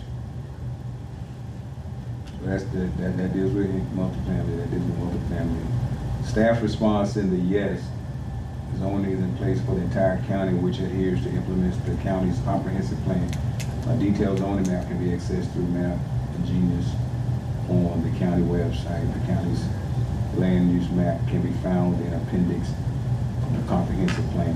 So it's just a simple answer to the question, is there zoning to implement the plan? It's telling you yes and where you go. And then that same plan does that same plan contain policies that promote a diverse mix of housing? And so, They were specific. but like you said, what do you consider affordable housing? Yeah, and I'm afford deals with So they say yes, let's keep going. So 4 said, does the plan promote relatively higher density residential areas near jobs and services? Yes. I mean, they taking care of where the jobs are. They are putting the housing there. I think I'd be concerned, let's put some jobs somewhere else. Right. Where the housing is already there. So they're working fine with that. 5, does the plan recognize existing neighborhoods and communities and contain policies to ensure that new development is compatible in scale and integrated with existing neighborhoods? Yes, the where the jobs are, you putting the right stuff over there. We don't have no problem opening Southwest Gainesville. They putting everything we need over there. Southwest and Northwest. Staff commented. Okay, so 6 says, is there overlap between environmental justice and land use within the plan? And staff said yes. Yeah. Staff discussed the close connection between environmental justice and land use within the plan, given that environmental justice principle is a top level and it is on the comprehensive plan. A top level principle in this element influence policy in other elements such as those pertaining to conservation. Additionally, staff noted their collaboration with Deidre, which led to an updated definition of equity. And so the rewrite that they did was, does the plan acknowledge the intersection and impacts of zoning, land use, and home valuation appreciation? That was a part of our conversation with, as long as you don't invest in the areas. And so one of my homes on 39th Avenue, the appreciation rate in 10 years looks totally different than a home that I had in Duval, and so because the investment is not there, and so I guess what Deidre was saying, within the land use element are the policies related to the location designated land use and their requirement to consider its equity implications and community impact during that process. One big conversation that we have to have that deals with property values and things like that is, the landfill and stuff, it's already in place. You can't really do stuff like that, but when they want to expand, You know, on Hawthorne Road, you have the landfill. The places where they allow landfills to increase in size, or where they allow them to new landfills to come, really need to pay attention and make sure that in the language in here that it's not in areas that are already stressed as relates to property values, because property values are already hurt in those areas. Now, people, I remember, but y'all have, no, you're not in Archer. Yeah, you are in Archer. So down Archer Road, you have a couple that wants to go out of the county, right? Yes. Another thing for me though too would be, and we ran into this, like, does the county recognize historical minority, other than, it says minority, it may say low income, it could say marginalized, but when, I mean, I don't know, who, you know, it's up to communities or whoever to promote or decide the historical aspects of their neighborhoods or their communities. So we had one called historical preservation and presentation. No, we did, yeah, we did have one, but I was just wondering, you know, They don't like, acknowledge historical districts. They said the Yes. cities, those towns did, right. but the county County district. was limited. So that's just popped in as some, what we're talking about, some of these elements overlaying each other. That could be another area where, even though it's one of the section that we're maybe referring to later, that you know, just to place some type of language in the rewrite, or did we Which one? intend to I number think 7? I skipped over. I think we were talking about 7, and I 7. skipped down to 8. So Okay, yeah, we're talking 7 is about what you're 7. talking about right now. Let's talk about that. Oh, How it okay. affects the home value appreciation. Right, so we're talking about, yeah. And so their response was no. And so I think we do need to, they asked for clarification on what we're talking about. And what you're saying is, I think what you're saying is, in those areas, you know, things that are really critical, and with some historical value, to find a way to assess historical value and what's critical and what's important and needs to be, you know, not, you know, rolled over and made something else. Yeah, I mean, for example, let's just say historic graveyard that's always been in place, and there's a developer or something that's considering, you know, because it's kind of happened in our area, you know, putting some type of industry or whatever, and this particular, let's say, graveyard has been there since the 1880s, but is that where would the county recognize that this may be something that we need to mitigate, whether it be a minority or low-income neighborhood or a historical path, or I don't know what language we would put, but. So this is, it's kind of what you're saying. It's tucked in land use page 2. Okay. But this is funny. It's specifically under personal wireless service facilities. Is that like cell phone towers? Well, yeah. So, but the sub-item says to not be placed or constructed on a historic structure, landmark, or site eligible for listing in the National Register of Historic Places or is deemed of historic value by the state of Florida. It's kind of that same language. Yes. It's very specific under personal wireless service facilities. But yeah, it's kind of like you're saying that honoring and, you know, care needs to be more broad. More broad, right. In land use. Yes. So yeah, Over a it's few interesting. elements. Looks like Mr. Chumley wants to weigh in. Go ahead. Yeah, thank you. I wanted to add a little bit to this discussion. The policy that you were just reading, it was talking about personal wireless service facilities. That is a state requirement. So whenever they're putting in a cell tower or something like that, they have to check with the city or the county to see if there's any documented historical structures on that site. So we get those requests from cell tower developers all the time, and we have to respond to them as to, whether or not there's historical structures. But I think the bigger issue, talking about the idea of taking into account historical communities, if you will, when development comes in. We did address that to some degree in the comprehensive plan back when Dr. Houchin was here.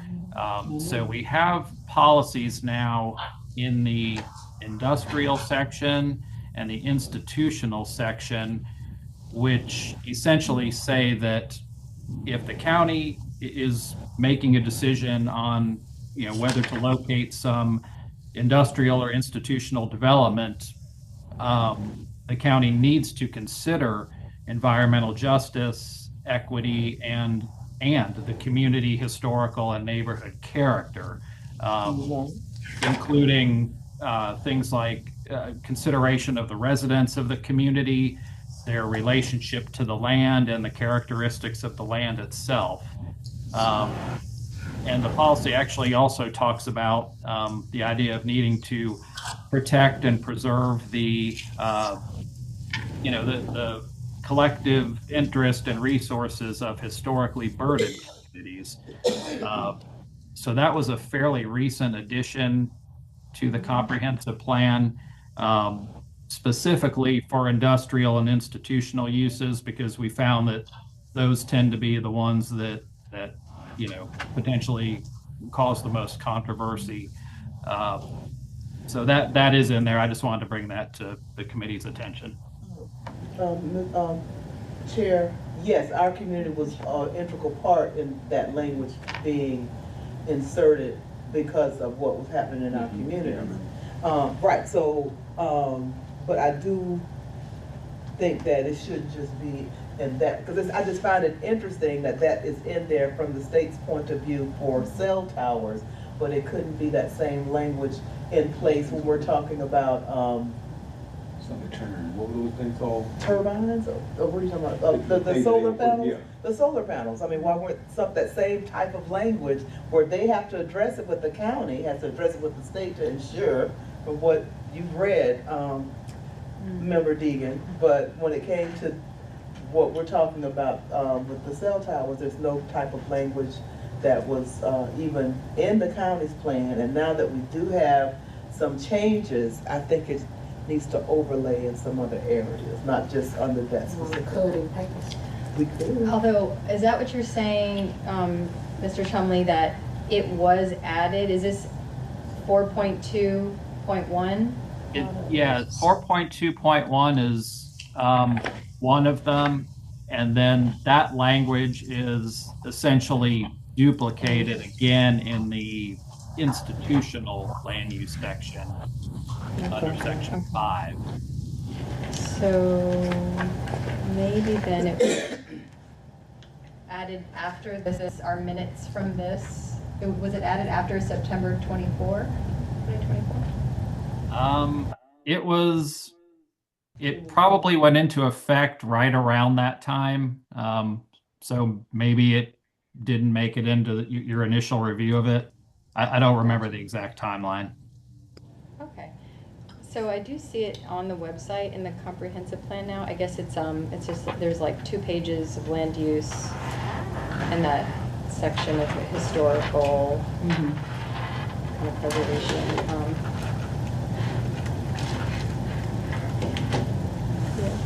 Industrial and institutional.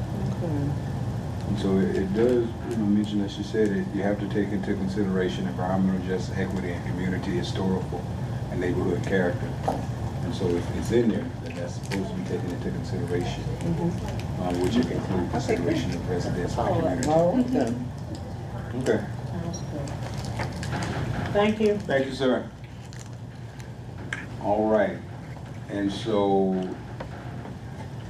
even though staff's response were no response at this moment, looks like some work has been done.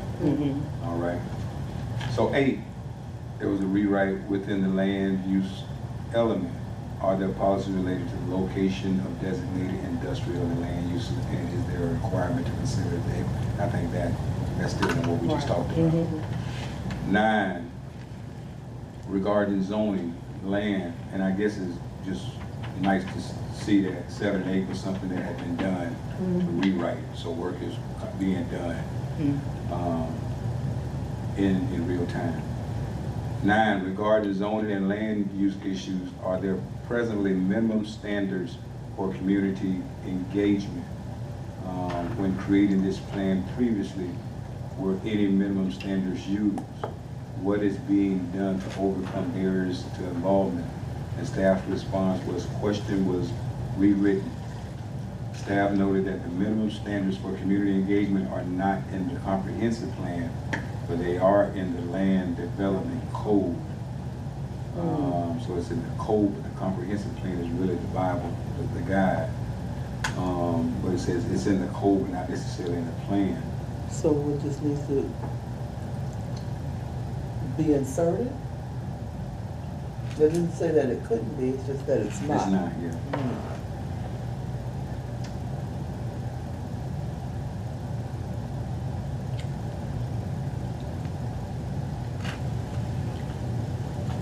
I'm trying to And fix. 10 is also connected to 9, about the community engagement, See part 9A. and that's, Something's being rewritten. Staff noted that the minimum standards for community engagement are not in the but comprehensive. in the land development. And so to me, it sounds like it needs to be, In both. because the comprehensive plan is really the Bible that they refer to when somebody comes and say, I want permission to do X, Y, Z. We go to the comprehensive plan to see if it lines up with our approved vision for what we thought was priority. And so I think that if they're making a special note saying it's in the code, but not the comprehensive plan, it would be real simple to make a comment in the comprehensive plan to make sure that this is also done. And so I think just a recommendation to make this note in the comprehensive plan, so in case they don't go all the way, if they don't go all the way back to the code, that something is significant enough to know that we were, we're talking about less than 2 sentences included in the comprehensive plan. And so it looks like they're kind of where they kind of pushed us anyway, noting that it was not in there.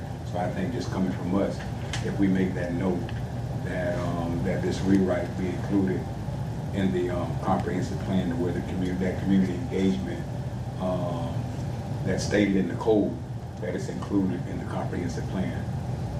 Yeah, we've had extensive conversations about community engagement, so definitely need to be in both.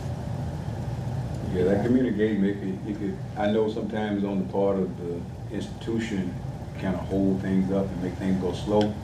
But I know in the city, there was just some major confusion with some work that they're doing over in that whole area, Fifth Avenue, that whole area over there with some one-way streets that they did not have community engagement. They just kind of put in place, and folk was just aggravated. And so it might be a good thing, but because they didn't have the community engagement before it was already, before it was already, you got a lot of people that's frustrated. And so I think if we got in the code, you know, that responsibility for community engagement, I think we need to include that in the comprehensive plan. Agree. All right. Finally, if there were ways, I'm looking at 11.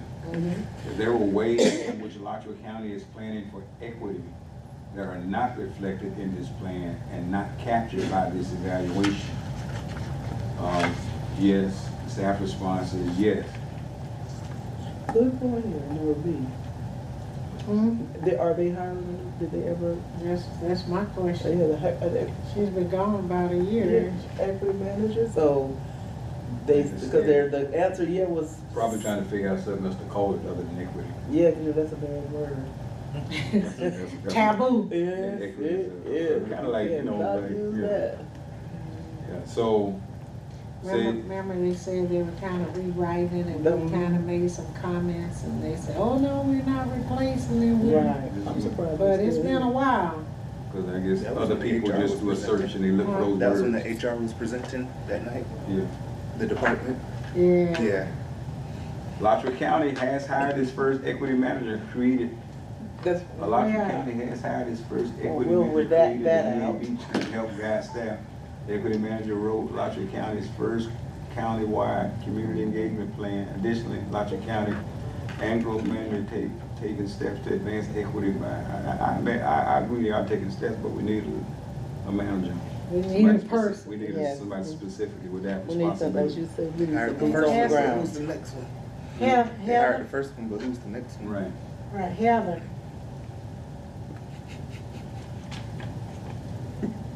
Okay, so there was says, recommendation to include more detailed and comprehensive plan, but that's correct, community engagement standards and required referring to the detailed standards of community engagement in the land development code. Perfect. No. And so Good. now you wanna know, Great job, Commissioner. you I wanna wanna know know if it's, the status. within the next 2 years? The status. Yeah. Status of the idea of a search. idea. The idea. 'Cause right now, I don't think there's a search. Heather, is there currently an idea of a timeline for a search for the next equity manager, or are we trying to reword the title to where it doesn't include equity, diversity, or inclusion? I do, we need to make another thread to go before the county commission. That's when we start getting those emails like, oh, don't go there, we can do that. And so when they come back, we'll ask that question when they come back. Make a note. Do you want me to email her? Yeah. She can get it when she gets back. Yeah. Okay, All right, so we want to Okay. answer to number Put a 11. question mark Yeah. there at 11. We made history with the first. Yeah. The second one could be the second. To what extent are planned areas of multifamily housing adjacent to transit? Transit. I think these are all areas, most areas adjacent, some areas adjacent, few areas adjacent, no areas. Some areas, their response is in 13. Okay. Their response is some areas. Which we know that. Yeah, I agree with that. Yeah, we know that. All right. To what extent are planned areas of multifamily housing adjacent to potentially hazardous or noxious uses, floodplain, pipeline, freeway, industrial site? Some areas again. That's what they said? Mhm. Okay, all right. Y'all could go right with that, son? All right, so we'll just wait for an answer back on 11 and go back for, yes. that is done. Okay. Sounds good. Housing. Was there anything else on that before we go to the next area? All right. And so, housing. All right, and so they did their presentation. I think it was in, their review was in 8, so I think it was 7/24, I believe it was July 24th. All right, so in housing, when they made their presentation, some notes that I figured, I will see if they included in their notes also. Does the plan include a housing goal oriented toward affordable housing, workforce housing, and/or fair share? And their response was yes, specifically that affordable housing is a prominent goal in the housing element. Staff noted that there is reference to fair housing. However, the specific term of fair share housing is not within the plan. Okay, let me look at it. I don't know what that means. And so I'm just looking at some notes that I made back during that presentation. And she has a lengthy summary of, Our discussion, okay. yeah. There you go, that's what one question I said we had, how do you determine, how do you define affordability? Yeah. So the EAB Housing asked if the county is still encouraging mixed income development in exchange for the set of incentives we've been offering for a couple decades, or if there's actually something in place that sets a floor to make sure that mixed income is a part of every new development. Staff response is that we don't currently have anything that sets that income floor, but we are currently working on inclusionary housing policies. And just a quick note, just pay real close to that word, inclusionary. When people come, they find out what they mean when they say inclusionary. But we'll go on, I'll get off of that box. The EAB's concern is that the county has a long history of offering incentives and perks to developers for inclusionary housing, but although the county has volunteered things, inclusionary housing has not been happening. The EAB asked, when the amended policies adding inclusionary housing come forward, will there be parts of that policy that call out ways to protect traditional communities like Porter's? Staff responded that protection of traditional community is not a part of the inclusionary housing, but it's certainly something we can consider. Furthermore, staff stated that we are interested in knowing more about historic neighborhoods in Alachua County, and that our comprehensive plan now does not have anything that identifies those historic neighborhoods. The EAB believes that there should be more of an intentional approach to inclusionary housing, and the wording fair share be defined in the plan. And so those were our concerns about it. Staff felt like, okay, there's an orientation towards affordable housing, workforce housing, and so on. But I think we wanted more of an understanding of what did you mean? What do you mean by inclusionary housing, and how do you practice that? And they said they were working on a policy, and we haven't seen the policy. Because that was 824. Inclusionary housing policies. Because we question that we said clarify. Oh yeah, they put in what we said. We said we need them to clarify fair share, spreading affordability housing, spreading affordable. Because we felt that it should be spreading affordable housing equally. Mm-hmm. So every part gets their fair share of affordable housing. You don't put it all in one place. Right.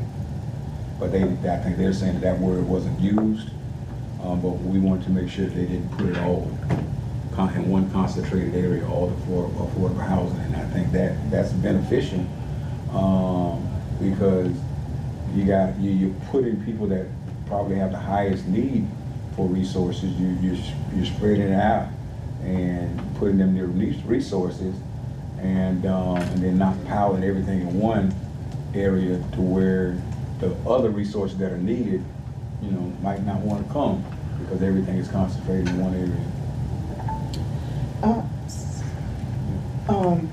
Mr. Chair, I was just, because I didn't know what the difference between inclusionary and fair share housing, just for understanding for myself.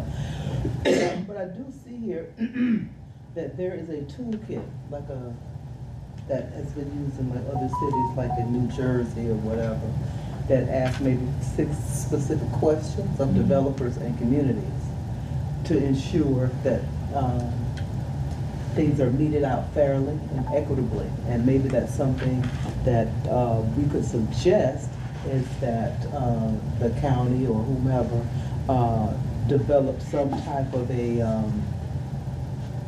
toolkit that could measure, that could actually, like, this particular developer was coming to this community, that they could ask the questions from their advantage point, like, what their plans are, how they plan to,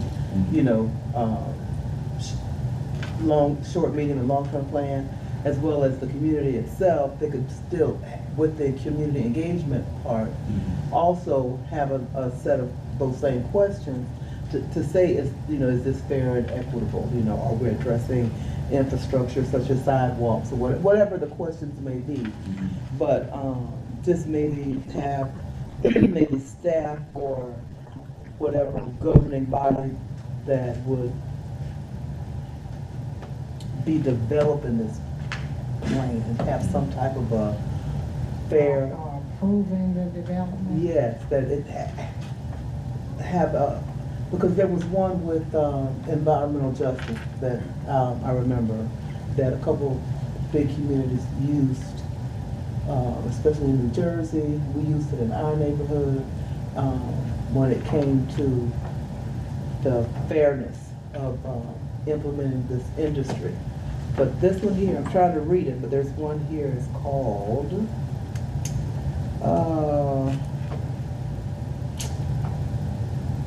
and it's asking 6 questions. Does it support the workers? Does it empower diverse developers? One of the questions, does it reform outdated zoning laws? You know, just include those types of questions. One of the questions, is it protects and expand housing funds? And does it have something to address supporting the workers in the community, jobs in the community, and a plan for homelessness? You know, a plan for homelessness. So I don't know, it's just a thought, but just developing some type of plan of I don't know what else to call it. A matrix or something that they could. Right, and if you're gonna, if they're gonna have, which we are advocating inclusionary housing policies, then this income floor or percentage has to be defined in there. And I remember sitting on a commission in Newberry when developers used to come, I used to ask that question. You know, because sometimes they're getting incentives, grant money to build these developments, and but they could never say, you know, like if you're saying inclusionary in a multifamily housing, what percentage of those 15 units will be affordable? Right. Okay. And then what's the floor? And then how much, right, and get right, and the number I used to hear was not affordable. I mean, teachers couldn't even afford, but they were reduced by $15,000-$20,000, and they were calling it affordable. But during that time, teachers couldn't even afford to purchase a home. Yeah. So what do you think about someone barely making minimum wage or making a little more than I think minimum wage? nationally, So it has to the be more average home specific. price is now around $350,000-$400,000. That's what I'm thinking about selling my house. Then what do you get? She got another one. I gotta get a $500,000, right? I need a $500,000 on the one I'm thinking about selling. She's gonna And so move I to the think Caribbean. There you go. So I think what we need to look at doing then is saying that, so the question is, does the plan include housing or oriented towards affordable housing, workforce housing, and or fair share housing? And so what we need to do is say, be more specific. Okay, what is it that you're looking at? Fair share housing means that we're gonna spread this around equitably. Every part of the community gets a part of that right there. Don't just concentrate it in one direction. And so be specific about fair share, and then also be real specific about what is what's the bottom income. You know, because you say we want to have mixed income, and you know, mixed income, you know, could look if you're not specific about the floor. You know, Right. that could, so I think that's what we should ask for. Oh, yeah, exactly. Or Be saying specific. something so vague as 5,000 times the poverty rate. Right. That's, Right. yeah.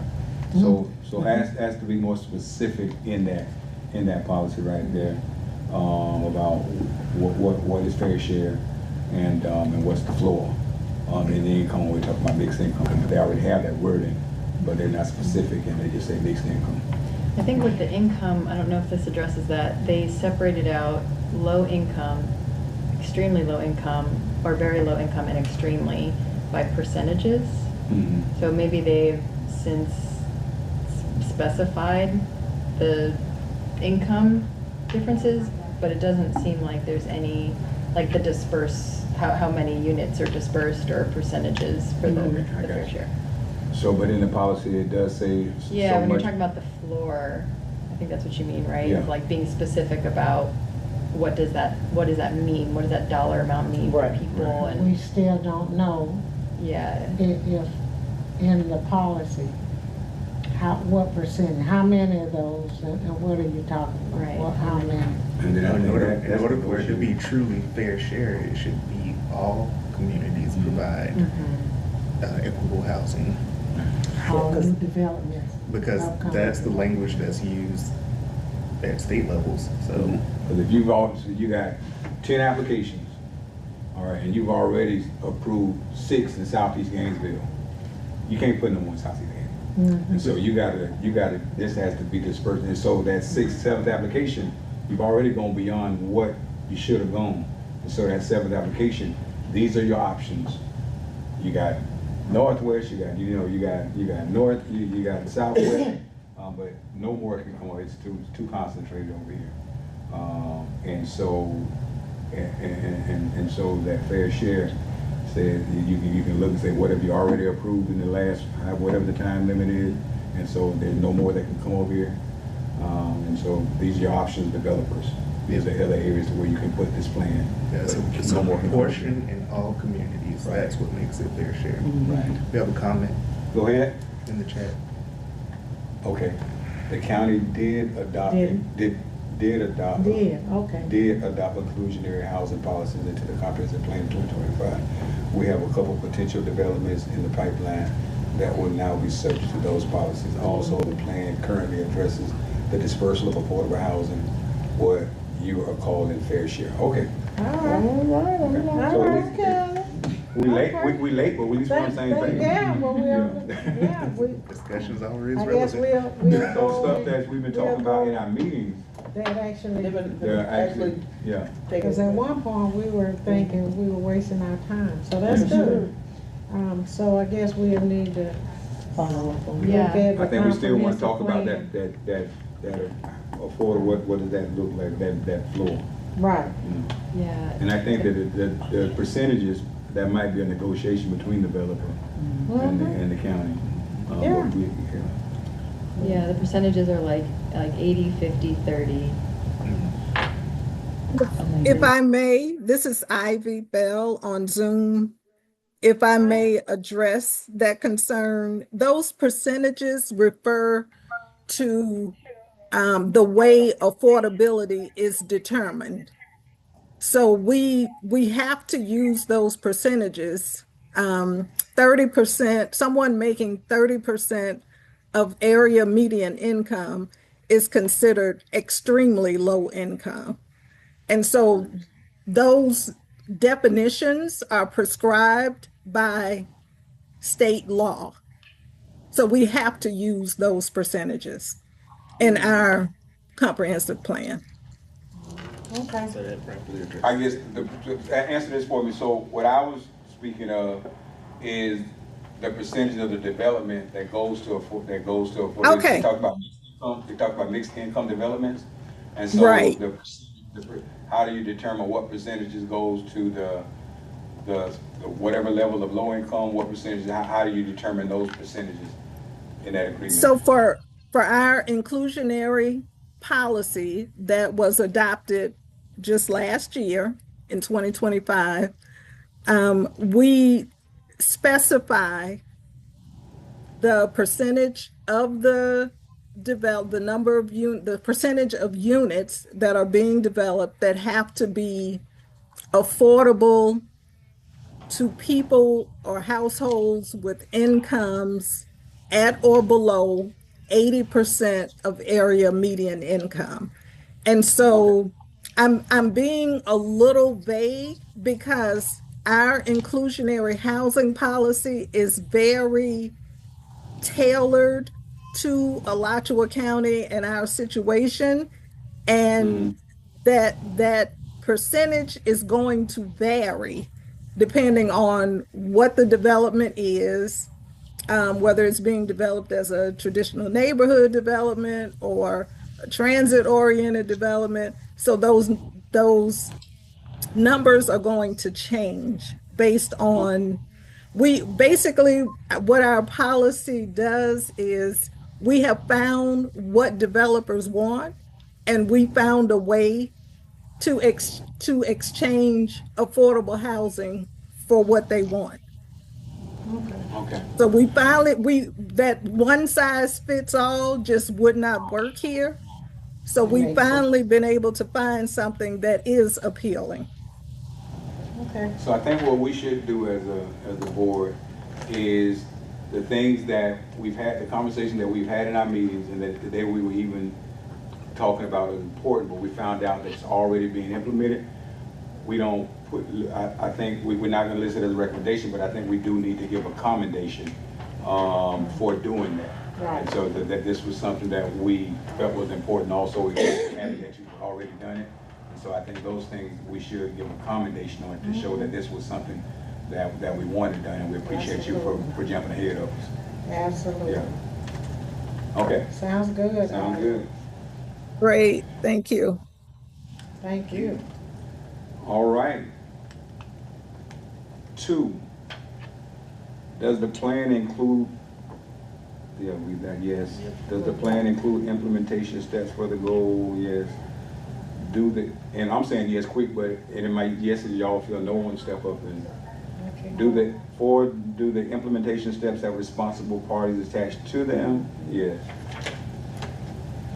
Staff discussion said, noted that throughout the element, Alachua County as a whole was listed as the party responsible. Other organizations were listed.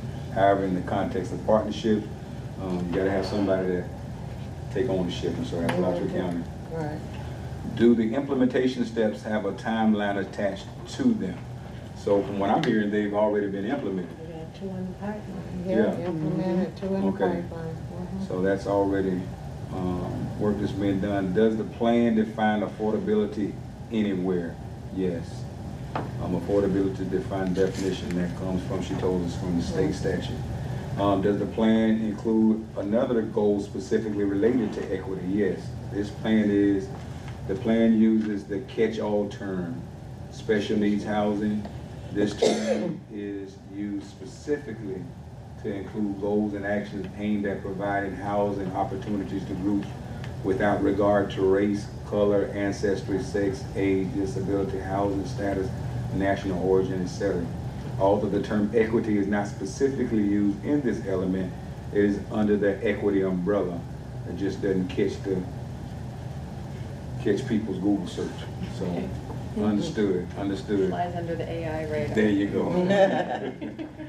Does the plan include objectives for the goal? Yes. Does the plan include implementation steps for the goal? Yes, generally. Staff noted that there are actions listed to achieve this goal. However, more specifics should be added. What are they hinting at us to catch here? All right. Staff note there are actions listed to achieve these goals, but there are more things that we could probably be doing to help accomplish these goals.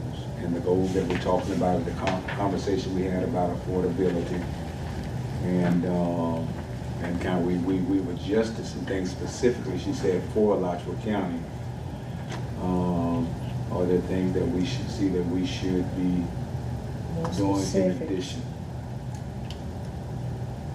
I think specifics that we were concerned about have already been addressed, and so I guess they're challenging us to think about some more specific things that we could do. Or this was during our discussion back then, but they've implemented some of our recommendations. So it might be good. Maybe on the mark, yeah. Maybe already, they may, seem like maybe addressing it. I think one thing we can do, and I don't know if housing would take care of it, if it would be under, no, I think it'd be more under housing, but it would be real intentional about helping people get in position to become homeowners. And so whether that's, and they're kind of helping people down this, and so it might be 3-4 years before you can get there. But I remember, you know, I'm sure we do it here in Alachua County too, but I remember when I was in St. Johns County, we had it was like almost a 2-year class that people attended. And by the time they graduated, they've done all the things, eliminate debt. with finances, budgeting. They will put them in position to not, get these crazy mortgages, but put them in a position for a good for good mortgages. Even if it qualified, Yeah. then on the first-time homeowners policies. What's that? Ships acts that Not get the shit, federal. but what's that other? The housing department. Yeah, the For the other, first-time homeowners program? company that does, Oh, the company, the organization, like there's some houses right around Faith Baptist Church that were, Okay. the whole subdivision right there by Well, all those Faith. habitat, right? Habitat. So But they have something similar to that, you know, the classes and. Right, it's not the physical labor part, but you go through all Right, those. But I think, I think we have the vehicle in place to where the housing is put in the proper places. And that we make it, we work with the developers to make sure it is accessible. But there could be some intentional efforts that we can do To prepare. to prepare people the to take citizens. advantage of Right. the moves that have been made. That's the educational piece, Right. educating the community, but then also, as we know with everything, as pertains to educational pieces, testing to see what's working, to see whether You people know, we actually, create will. right, If to something- see if people know about it or, you know, like the validity of it. Yeah. So I think if we could think of something else that can go forward, we think they're doing well as far as the policies, but we can provide an educational piece to prepare, to put people in place to take advantage of these policies. Because if you're not in place, you can't take advantage. And everybody's not gonna purchase on their own, but that does have to be an intentional effort. Oh, absolutely, like, workshops, and not just Yeah. workshops that are held like in the Gainesville area, but in some of the outlying Yeah. areas and the marginalized communities. Because in those areas, you can go and buy 5 acres of land and build on it, you know, and that's. And I think that's where the testing piece comes in Yeah. at, because then you'll be able to see like where the communities where it's being really taken advantage of versus not, and educating the community like, although everybody's flocking to this area is also available. And I can imagine something like that being promoted to the point of where it's almost like, you know how people go off to college or they go to high school, whatever, but there's a graduation ceremony that the community celebrates. Yeah. You're prepared, you're ready now, you know, and then that's gonna catch attention to the next class of people. But you're preparing people to take advantage of your policies, because if you're not prepared to take advantage of your policies, well, good Yeah. the policies. Right. Exactly. People that's know where they the exist, they don't educational know how piece- to act, yeah. Yeah, So I think education that's, piece we can comes in. recommend an educational element to it. And then I'll venture further outside of Community this forums or of whatever. how to your house. Yeah, so I know that's not Yeah. necessarily in this comprehensive plan, but that also plays a huge role in Yeah, saving your generational home. Yeah, like sustainable homeownership. Yes, yes, good word. And looking at those best use cases as well as worst use cases, Yeah. and bring, you know, real world curriculum to the community of like, this has happened. Yeah. This is what we're trying to prevent, Financial literacy. Yeah. Yeah, we are really. which is lacking. state mandated now in schools. So it's a step in the right direction, but we still have to bridge the gap through all the generations. And Good stuff. another thing too, maybe non-traditional, processes to home ownership. For example, why couldn't, let's say two single, females, you don't look at that, you're paying this much for rent, but if, you and your cousin wanna buy a home, and you can pool those, just non-traditional methods of home ownership. That was on Good Morning America. That's what made me think about it, I saw it That today. people are partnering with like friends or relatives because of the cost of homes. And just They're take all money buying away. together. And the socioeconomic Buying status homes, too of like a traditional family does not exist anymore. Yes. And it's not because of people not wanting to, affording children, affording a spouse, especially a spouse that may not work at the same equitable level as you, on top of student loan debt, which was not a barrier to generations prior to like millennials and stuff like that, is very different. People are averaging $250,000 of student loan debt easily. So how can you buy a home? And what's the incentive? Look, thank you for the 70s. Right, you're right. They were People, throwing oh, money they at have education. 6-figure income, and it's like they also have 6-figure debt. Yeah. All right. Yes. Number 9, does the plan include implementation steps for that goal? Do the implementation steps have responsible parties? And we're just talking about the additional thing. I mean, it would have to be presented first, the educational piece. And you can develop stuff like that.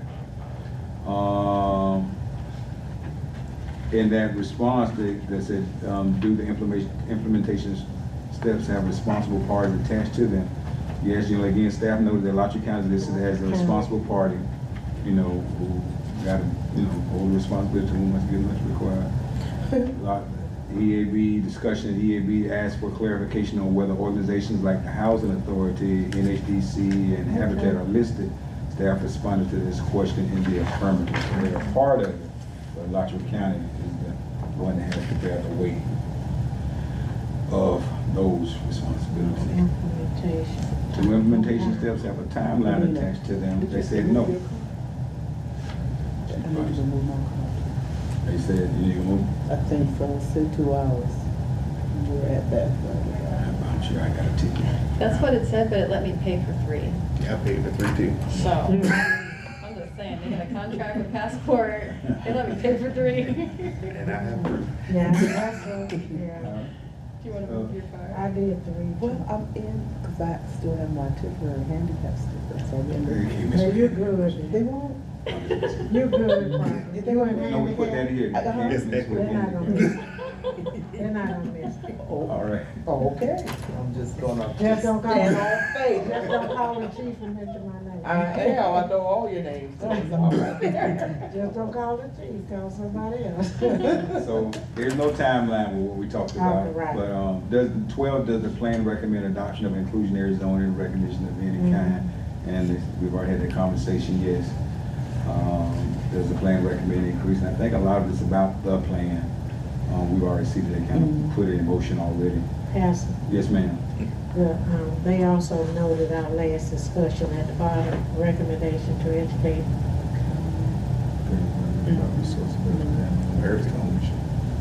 Yeah, and in that recommendation, I think there should be an intentional effort to connect with organizations to make sure that we're able to share what's available.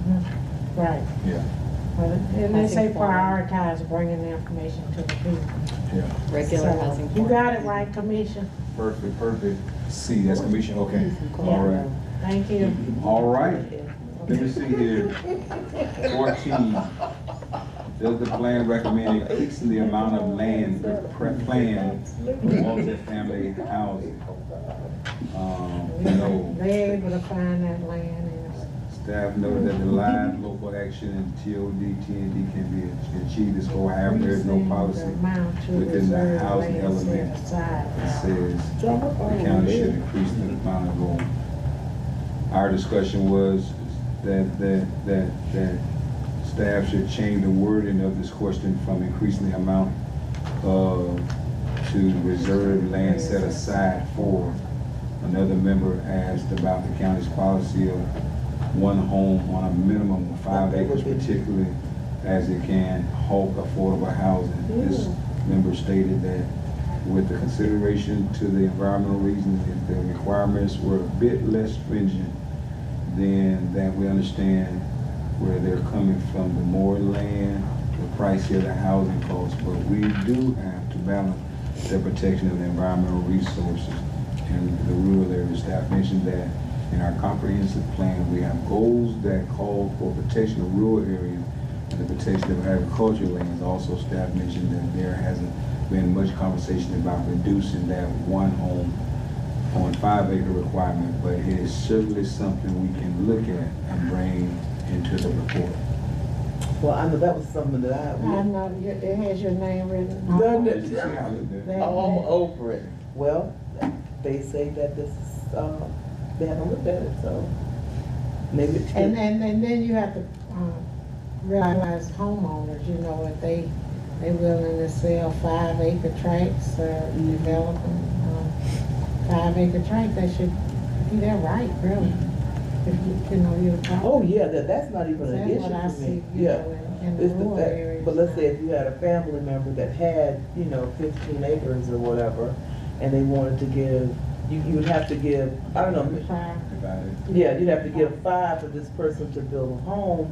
Well, let's say if you only had 9, let's say you had 9, 4.75, and your house is on 5, and you wanna, give this to your son or your daughter, is the policy so strict that, You can get a waiver or something. right, for the 4.50 acres that you're trying to give to your child or whoever, so they can afford to build their own home. So that would be my question. Mr. Chair. Yes, sir. To that point about that policy for 5 acres and how strict it is, there are provisions in the comprehensive plan and the land development code for what we call a family homestead subdivision. So you can potentially create smaller lots than 5 acres for use by a family member to build a house. So it's not very strict. We do have that carve out in the policy for family member type division of land. Okay. Open my refrigerator. All right. Put them on that back corner of 10. You I see my can see them when they're I see coming. my grandkids like, that is me again. Oh, you right about that. All right. Thank you. Okay. Does the plan address housing options for seniors? Yes. The staff says seniors are addressed as part of the special needs housing. That's that one that says they kind of catch off. Special needs housing group was a specific policy 3.1.5 aimed specifically for the elderly additionally located in the future land use element. Staff noted that there was a recent expansion of where senior facilities can be. Our discussion on our side asked for clarification about what is meant by senior facilities. Staff clarified that it means senior care facilities and assisted living facilities.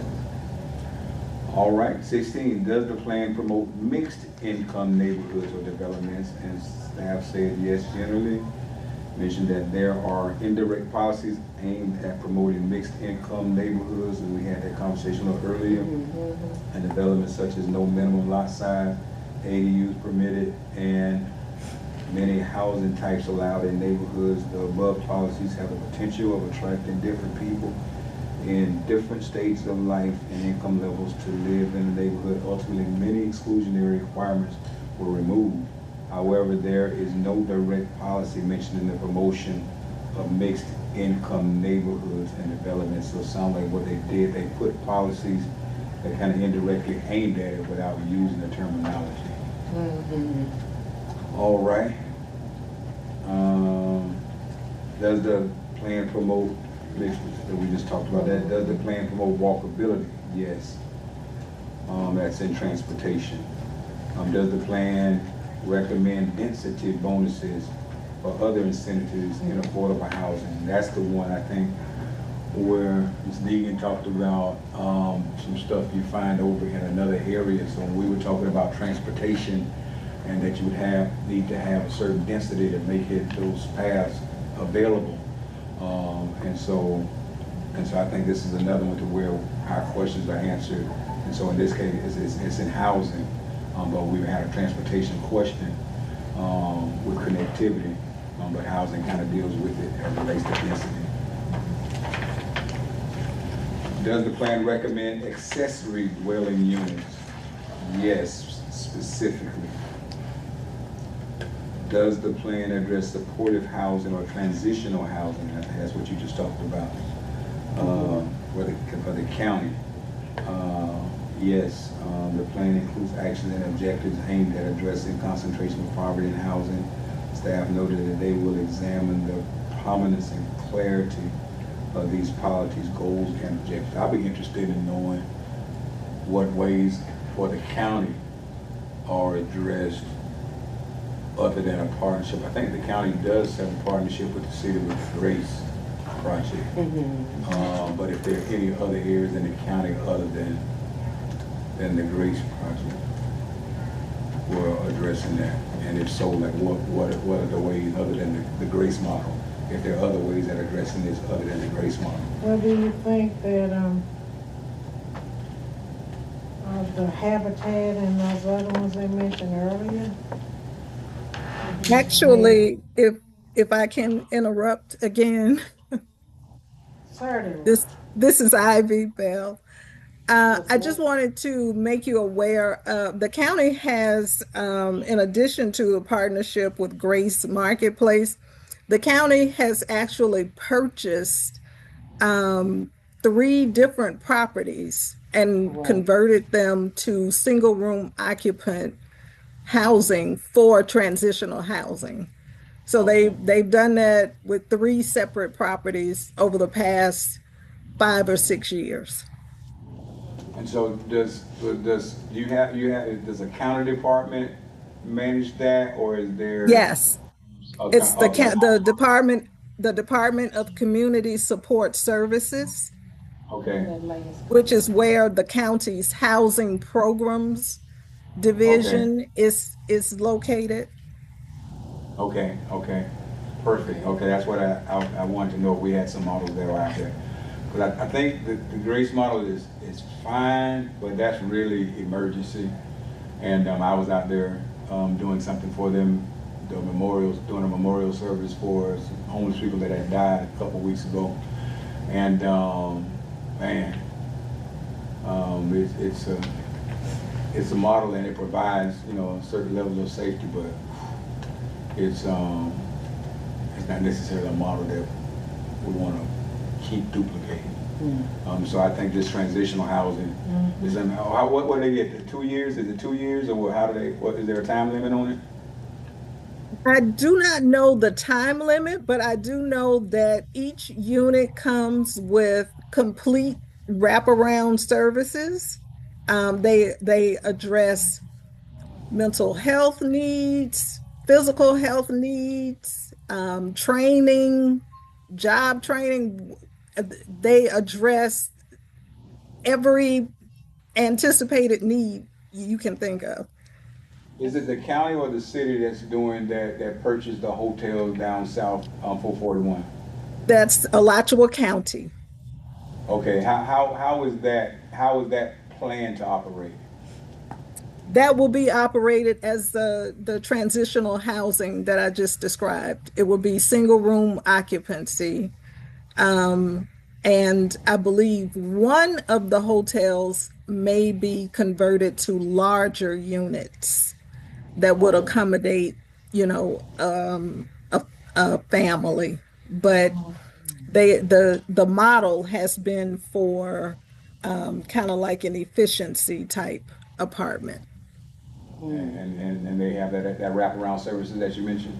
Yes, all of the units, all of the properties that the county has purchased and operate include wraparound services. That's good. Perfect. I think we're good where that's concerned. All right, and then last 122, does the plan address concentrations of poverty in housing?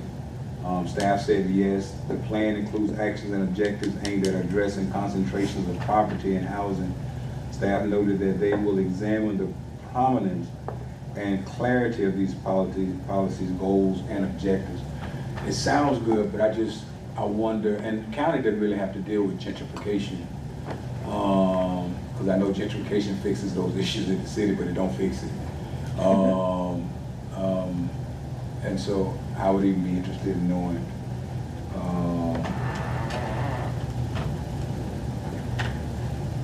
that, I guess we have, do you see it in there? Just digging about how it addresses concentrations in housing.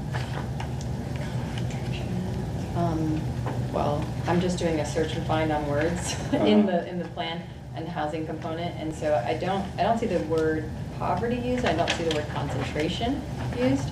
So unless it's under different language, concentration So of poverty. I know when the one that I looked at, so we have in that meeting that we had,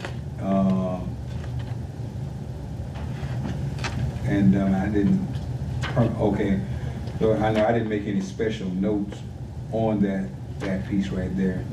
The housing element that was presented September 2024? Is that right? Okay. So I don't see anything in the minutes there. Okay, yeah, it must have not stood out, but I don't think we made any kind of special comments on it. Okay. All right, so that looks like housing is done, if nobody has any other comments or questions. All right, and so equity and demographics, we should have that. This should be easy because everything is money.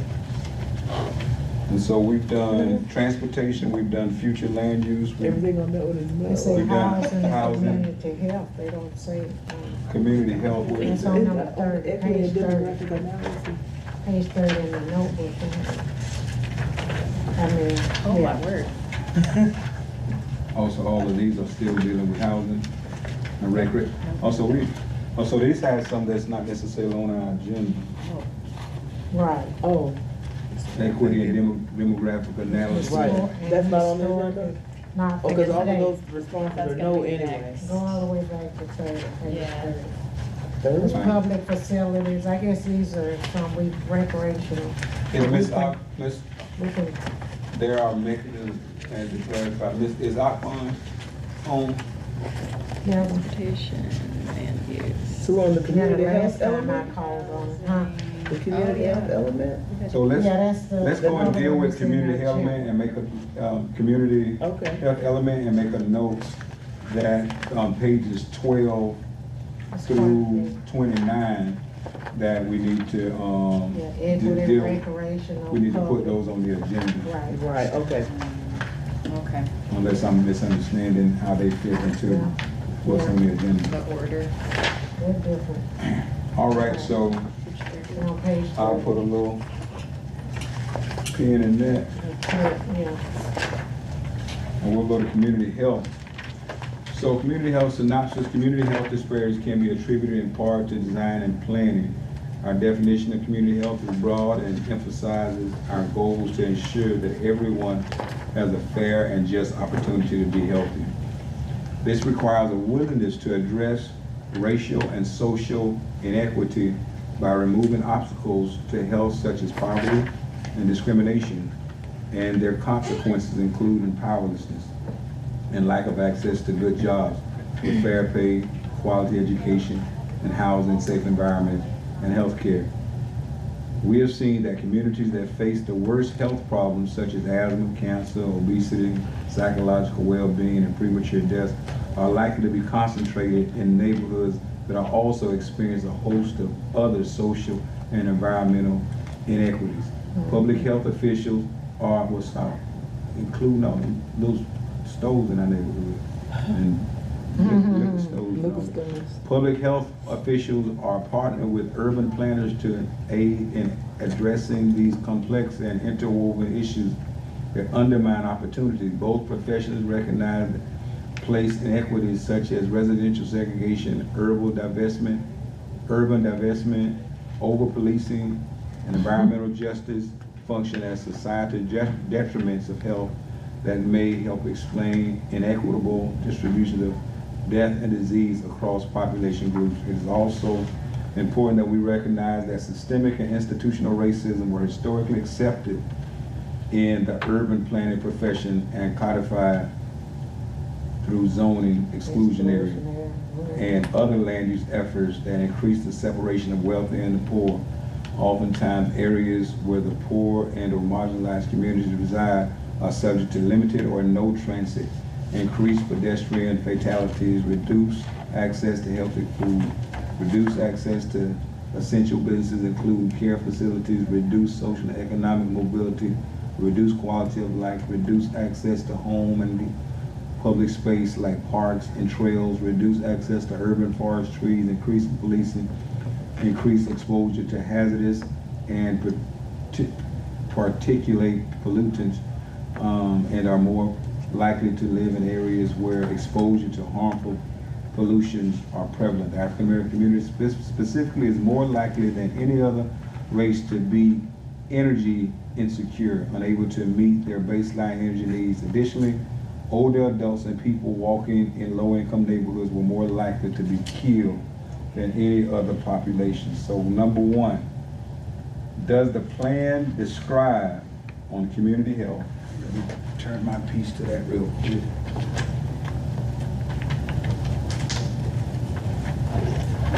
There it is right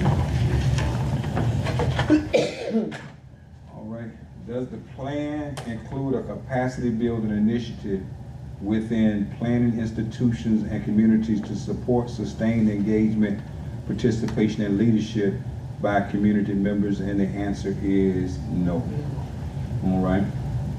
And so if it does not include it, and it's enough to be mentioned with all the disparities that are mentioned, I think it's important that something like that, and I think you mentioned the word sustain, it's not something that just pops up, but there's a sustained effort to engage and get participation from the community to take a lead in those kind of efforts. It deals with our health. I know I have a lot of groups that I'm a part of, they talk about fresh food markets and all that kind of stuff.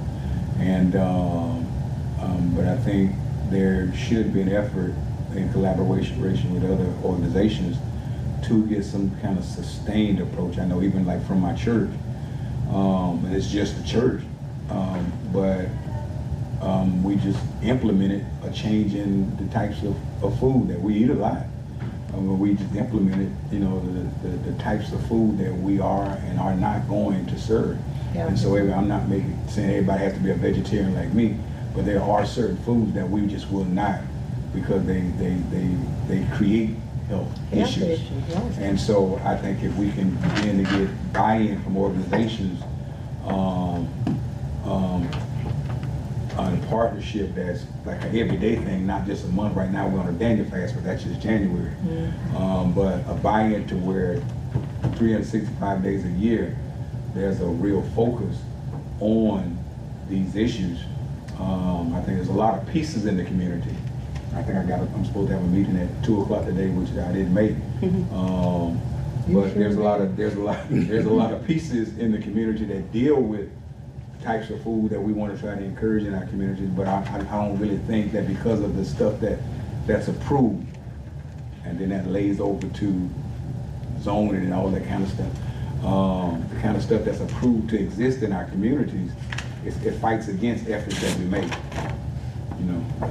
And those community gardens, didn't you mention, Ashton, about a community garden? The Fifth Avenue Community Garden. It's Fifth Avenue. Mm-hmm. And I'm not aware of any in the county, any community gardens. And we do have spaces. I mean, for instance, we have 13 acres, and we're raising chickens and growing stuff and raising tilapia and all that kind of stuff. They sell eggs. But if some kind of way in the county area, if there was an intentional effort, because that's not hard, because you empower people to do it themselves. Right. And so you go and you have these, you can, because basically the benefit is really not what we sell and what we raise on our property, but our members are now going and doing their own gardens, raising their own chicken. They're doing things on their own. They're using the trail to walk. And so if there could be an effort to train people to utilize the areas that they have, whether it's 20 acres or 400 square feet. Yeah, container gardening. And they're grow bags. I just harvest my sweet potatoes about 2 weeks ago, and they're curing. Yeah. And because I don't have the space in Jacksonville to do it. But a lot of, there are groups that are doing it. I think the county does partner, because they're on some of the calls with us. I can't remember the guy's name. It's not IFAS, but IFAS does attend our meetings. It's something healthy food, something deal with food, producing food. Is it FNP, the Food Nutrition Program? I would have to look at my calendar. You know what, I shouldn't have said because I was thinking about Lottery County Extension Office at Little Newberry. Yeah, but that made me think about, something that I guess both of you are saying, because it just appears that, like you have the Alachua County Extension Office, then you have the University of Florida and their gardening or, IFAS type They're programs. harvesting a whole lot of it. Yeah. Exactly, but it seems that they're all disconnected. None That's of it. them, right, none of them are connecting with each other and therefore not connecting with communities. So I attend one called the North Central Florida Food Systems Coalition. And so we have a lot of those groups. It ain't a lot of us. And so it's a lot of those groups, and so it's really not getting in our communities to help change behavior. The community, because this right here is specifically talking about African American communities. And so we need to have these type of connections. We have a lot of black farmers, they meet Sunday every month. But we got to figure out how to get this in our communities to change behavior. And if the county could play a role in trying to coordinate, not necessarily in the city, but in the county, those who live in the county, coordinate using, one thing that the county has over the city is you got space. Right. That's true. And coordinate, utilizing your space. Yeah. I mean, you got your, I mean, our chickens, when they land. How many chickens you have over there? We got 8 over there, 6 and 2, so, That's like 20, so they're producing, Right. they're producing by more than a dozen a day, and then by the time we get to Sunday, they sell them in half. But the people are accustomed to buying fresh eggs. In their mind, they're thinking fresh, organic, And as so that's opposed to the stuff, the processed stuff, which hurts us. And so we think we're eating healthy, by eating this processed stuff, Yes. because it's a vegetable, but it's processed. Yeah. Right. And then so this gets people into, and so the sicknesses that we're talking about here, I think I'm eating healthy, but it's processed, and so it's really not as healthy as I think it is. Right. And then another thing too, I guess with trying to grow this type of thing in communities outside of the city, then implementing farmers markets where people can, they grow their little produce. You grow too much, you can come here. Churches got those big old empty parking lots. Right, and just sell. On a Saturday or whatever, a weekday, let people come out and use I was growing in a it. bathtub. Nice High Springs has farmers market. Arch has a little farmers Newberry. market. Yeah. Some of those areas have them when, during they're seasonal, but Yeah. they do Well, have. actually, the Tech City Circle. Now Yeah, they it They went out just there. moved that one, then. It went out to Tech City. Offices. It used to be by the Power Patrol Station. Oh, yeah. Yeah, where Right. they Mhm. Out of Tech City, it's nice. Where's Texas? Going toward Alachua. Oh, 441? Yes, yeah. Okay, oh, I know what you're talking That new place. about. Okay, But we need to get that going in our communities. Right, Yeah, yeah. Because the disparities are huge. Stuff that shouldn't be normal is normal. And I'm sure if we partnered with some of these groups like Black farmers. the Black Farmers and even the Extension Office out there in Newberry, to actually have some of those Yeah.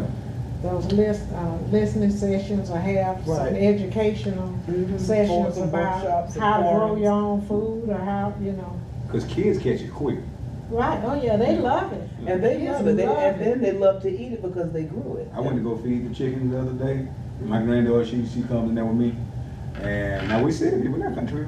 And not city Gainesville. That ain't too city. But It's gonna be people come to town. we're going. I'm going to get eggs.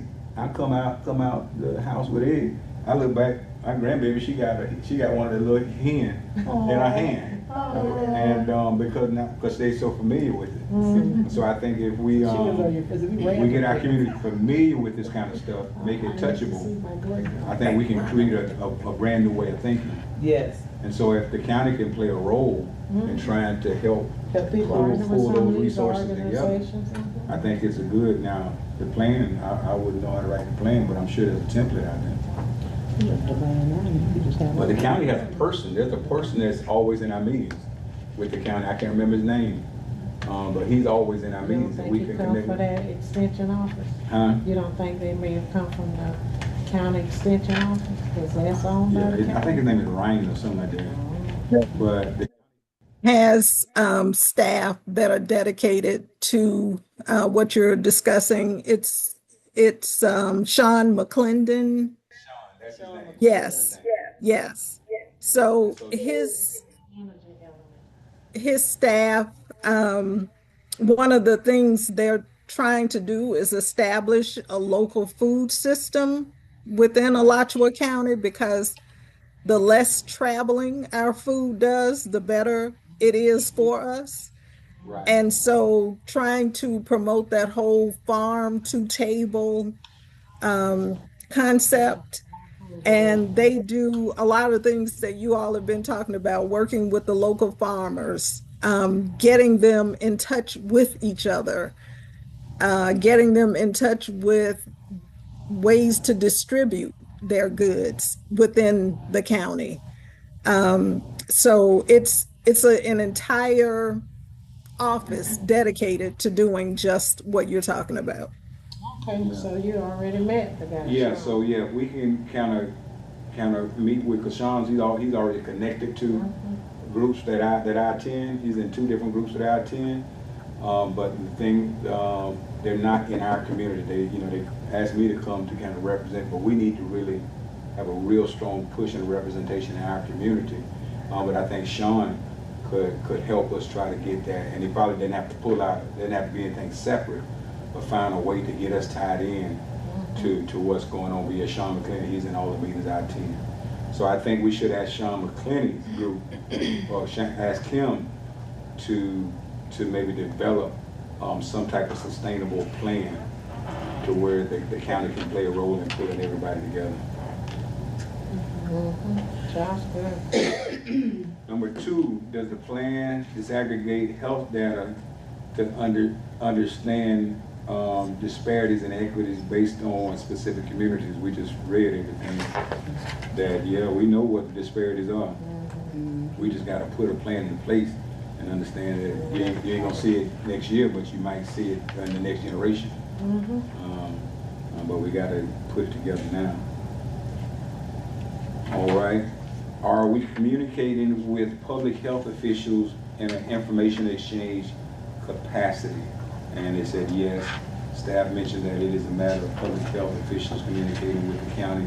Staff may be able to strengthen this relationship and information exchange, however, to be determined. All right. 4 says, how are we prioritizing vulnerable communities and their access to health policies? Apparently we're not. The comp plan is not prioritizing the vulnerable communities in any specific way. I wonder what's the impact of the new, so they got, not only do they have that emergency, the emergency thing they put on university, that's in that area, that's really the city. But they're developing that entire area. Where? Out, where the G-Tech building is. They're developing that entire area with a lot of different resources in Gainesville, city of Gainesville. Oh. You know G-Tech on Hawthorne Road? Oh, that one. Okay, Yeah. I thought you were still. Okay. But since it's not some, they said that we're not prioritizing vulnerable communities, our community, the immigrant community. I know whenever we have health fairs at our church, and we do them like in the parking lot, a lot of, man, the immigrant community comes over huge. Still coming? Oh man, they come, they show up, they get those free examinations, all the different kind of examinations they do.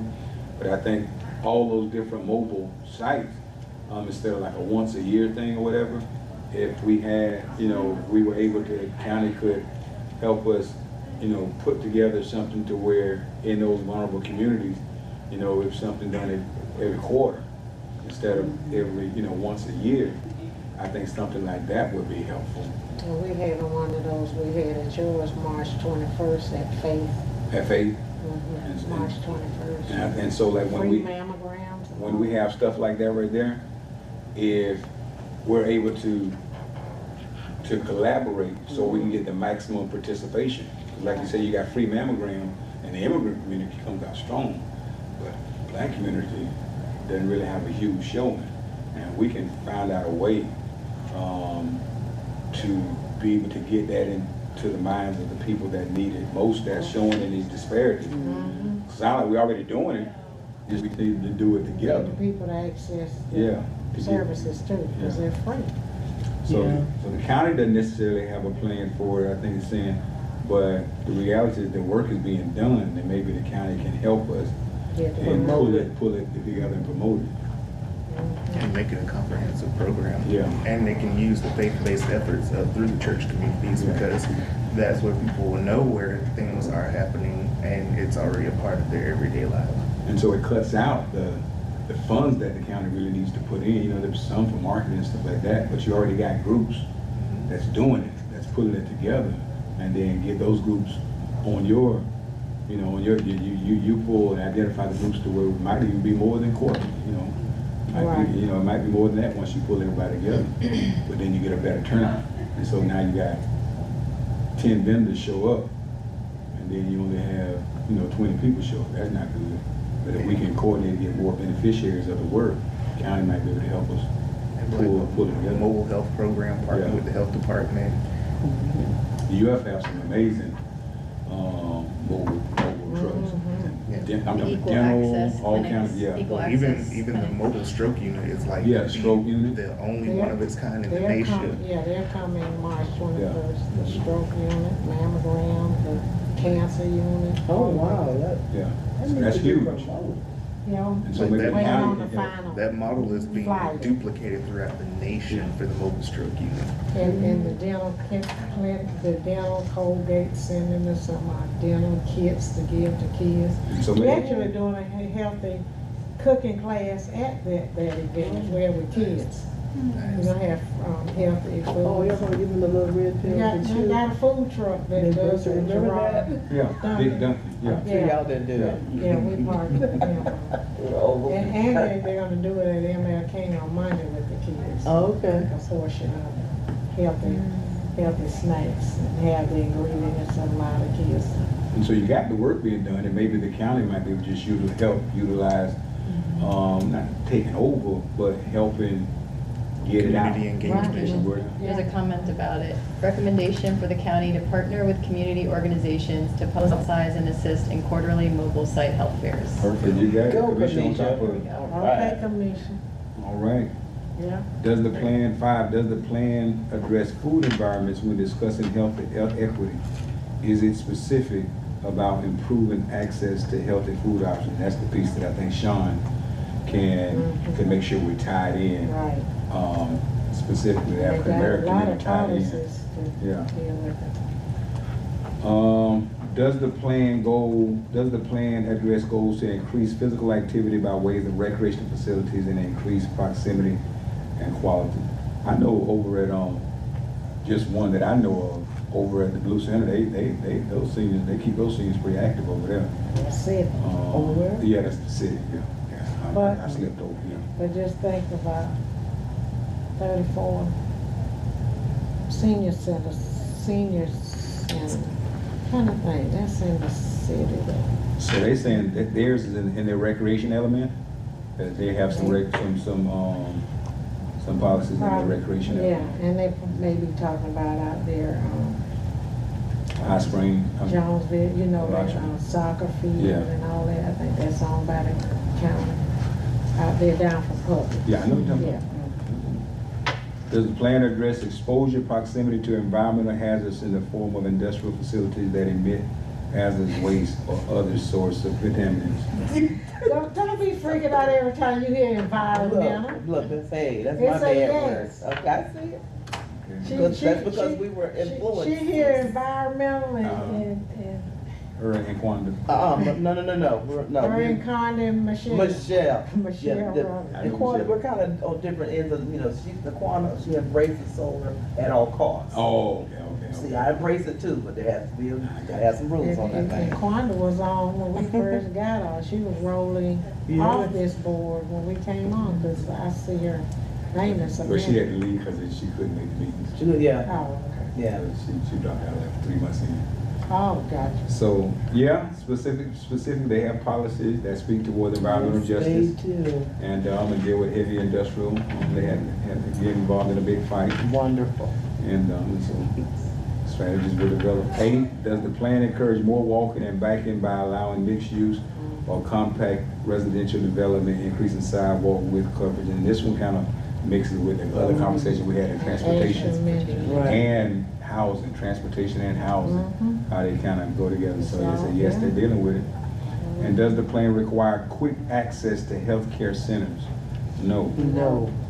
The plan allows medical facilities in many of the land use categories, but nothing in the way of And access, so how to they get to used the to facility. have health departments in the rural areas, Mhm. but maybe because of funding, they were shut down several years, many years ago. But there used to be one in Newberry, one I think in Archer. Yeah, Archer now One in- still has, it doesn't have a clinic, but they And have. Shands, Right, they have, there's Yeah. some, they have something else, no health They were run by the department. health department, Right. they had remote places. Yeah, But that funding, I think, is part of it. because I think they were pretty well attended as far as people having access, you know, being able to get to what they needed at the health department. And then the county, if they partner with U.S. Health, they may be able to get some in some of the other locations. And so you're saying our part to response to number 9 is pursuing U.S. Health partnership. Well, partnerships and collaborations with other Medical entities. providers Yes, but yes. But that's, to address that's not necessarily their health needs in Public health. rural Yeah. areas. public health. Okay, so just encourage pursuing partnerships with other agencies that provide Public health public health. needs, yeah, or services, public health services. Okay. Number 10. Partnership. All right, does the plan prioritize healthy food access? See, I already read this. Does the plan prioritize healthy food access, allowing farmers markets, farm stands, community gardens, urban farms, corner stores, grocery stores within near residential areas? I think Alachua County is good with that kind of stuff. Yeah, I think generally it's yes. Yeah. Specifically, it's good, not generally. Because they got policy. Yes, they do. 11, does the plan contain a goal related to food security or food access? The answer is yes, we got a goal. The goal for food access would be goal 1, where objective 1.3 and its related policies address ways in which food security and access to healthy foods can be achieved. We can be more specific by adding food in the language for goal 1. Please do. I mean, they say they can be more specific, and I'm agreeing with them. Okay. I think so if it's possible more to be more specific, Get more we specific support it. language. Yeah, we support Support it. adding food There's to a the comment. language. Oh, there's a. Noted, encourage partnership. No, it's the same thing, yeah. Okay, they just showing us the stuff that they're picking She up with. just, yeah, she. Okay, she's we taking appreciate good you. copious notes. Commissioner. Mhm. All right. 11B, does the plan include implementation steps for that goal? So we got a goal, And they see and I think it's already implemented. Alachua County does a good job with that. Do the implementation steps have responsible parties attached to them? And so there's nobody really responsible for it. Why? Who's this community health element? I'm trying to see who presented this.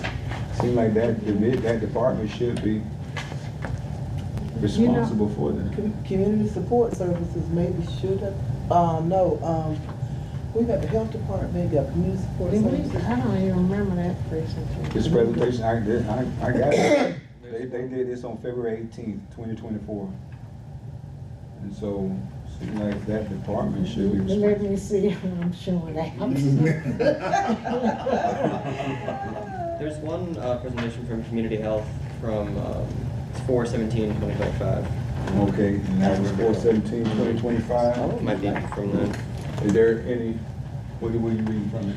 it's from just the overview of the different elements in the presentations, but that seems like the most pertinent one to Okay. that particular topic. What color is that tab? It's Our colors towards the behind. very back. It's after the final Yeah, folder. our colors, I folder one. have that here. Okay, I see it right here. So it seems like community health, that should be I something don't else. even see that. Community health. Oh, you know should- what? I'm looking at the note from that. It says tabled for next meeting. I'm looking at the minutes, so it's not April, then it's gonna be after April. Okay. I don't even see any, notice past, I see March, and then it jumps to October. And the minutes, mine. But anyway, We must not Yeah. have met in May. So it's mentioned in April and then it was kicked to May. which number were we on past? We are It 11. doesn't say anything about May. 11C. It's just, I guess, the date. What but Oh, then we about- were the next asking, one. who's responsible? Is Sean Potter, he's with the Healthy Food Element, or what was he with? I know I work with them with Energy. Yeah, Sean is housed in the county manager's office right next door to where you all are sitting. Office is here, but he's on those. So the community health, that's the department, community health department? No, it is not. The community health issues, we rely heavily on the health department, which of Okay. course is under the purview of the state of Florida. So we rely heavily on their data, their programs and that type of thing. And we understand, that we don't, the county does not have like a staff that does those things because they would be duplicating what the health department does. So to the extent possible, we work with the health department and other health service agencies. So the answer is no from the staff, and for us, there's really nothing that we can, so it's, Health I think Department get county funding, don't they?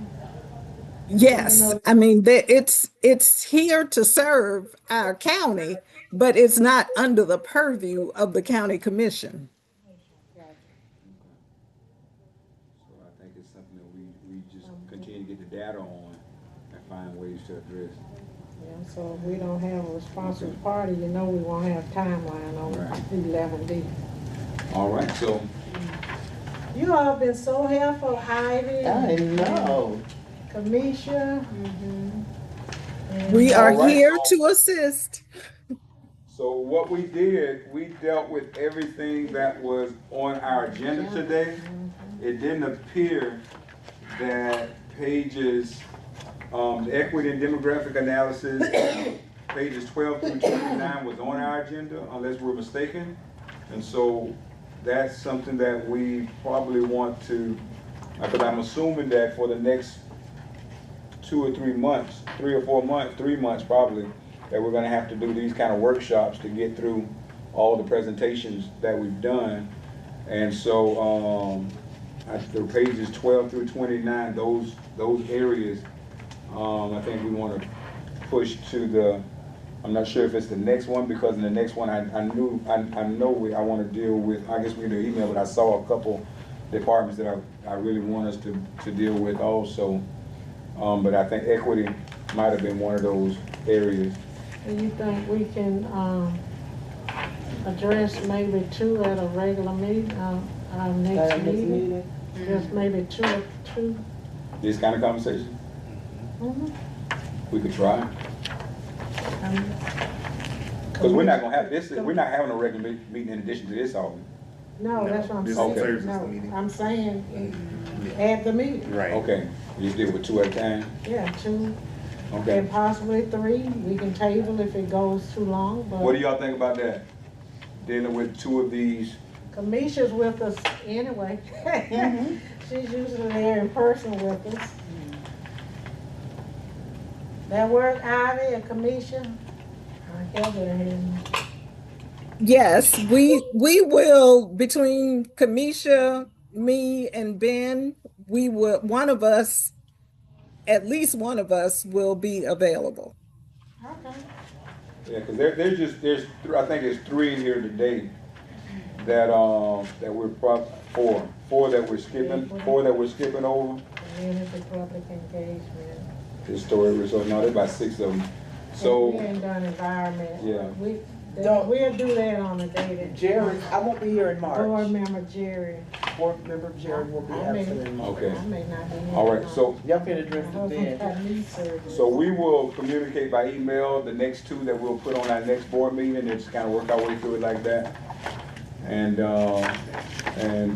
try to handle the board meeting and maybe in 3 or 4 months do another workshop or something like that. But try to, as far as our goals, for through the summer, try to get all of our recommendations, get all of this done. And then maybe come back in September, as opposed to, I think last time we did it in May when I went before the board, or the commission, but maybe come before the board, they're gonna be doing budget, but find a time, probably in late summer, early fall, to where we can come back and make our recommendations. Well, what does that timeline look like to you for us to finish up this work right here, as relates to when the board wanted a recommendation from us? That is Our not good. timeline, they set one, That's why we'll be here in March. I the got board set one, or is it us setting? Oh, there she is. Hey, All right, did you hear my question? Said I was gonna come again. Did you just ask? I was listening, that's what I was Okay. doing, but I missed that. So, what we're trying to do is figure out, I think they were able to get about 4 of them done. Okay, And there were some in here that weren't on the agenda, but they were in the packet. okay, And so we were thinking about, at the regular meetings, putting maybe 2 okay, and seeing how we work our way through. okay, And then maybe quarterly, do a workshop like this. okay, And hoping by September to be completed okay. with that work for our Yeah, recommendations. that's fine.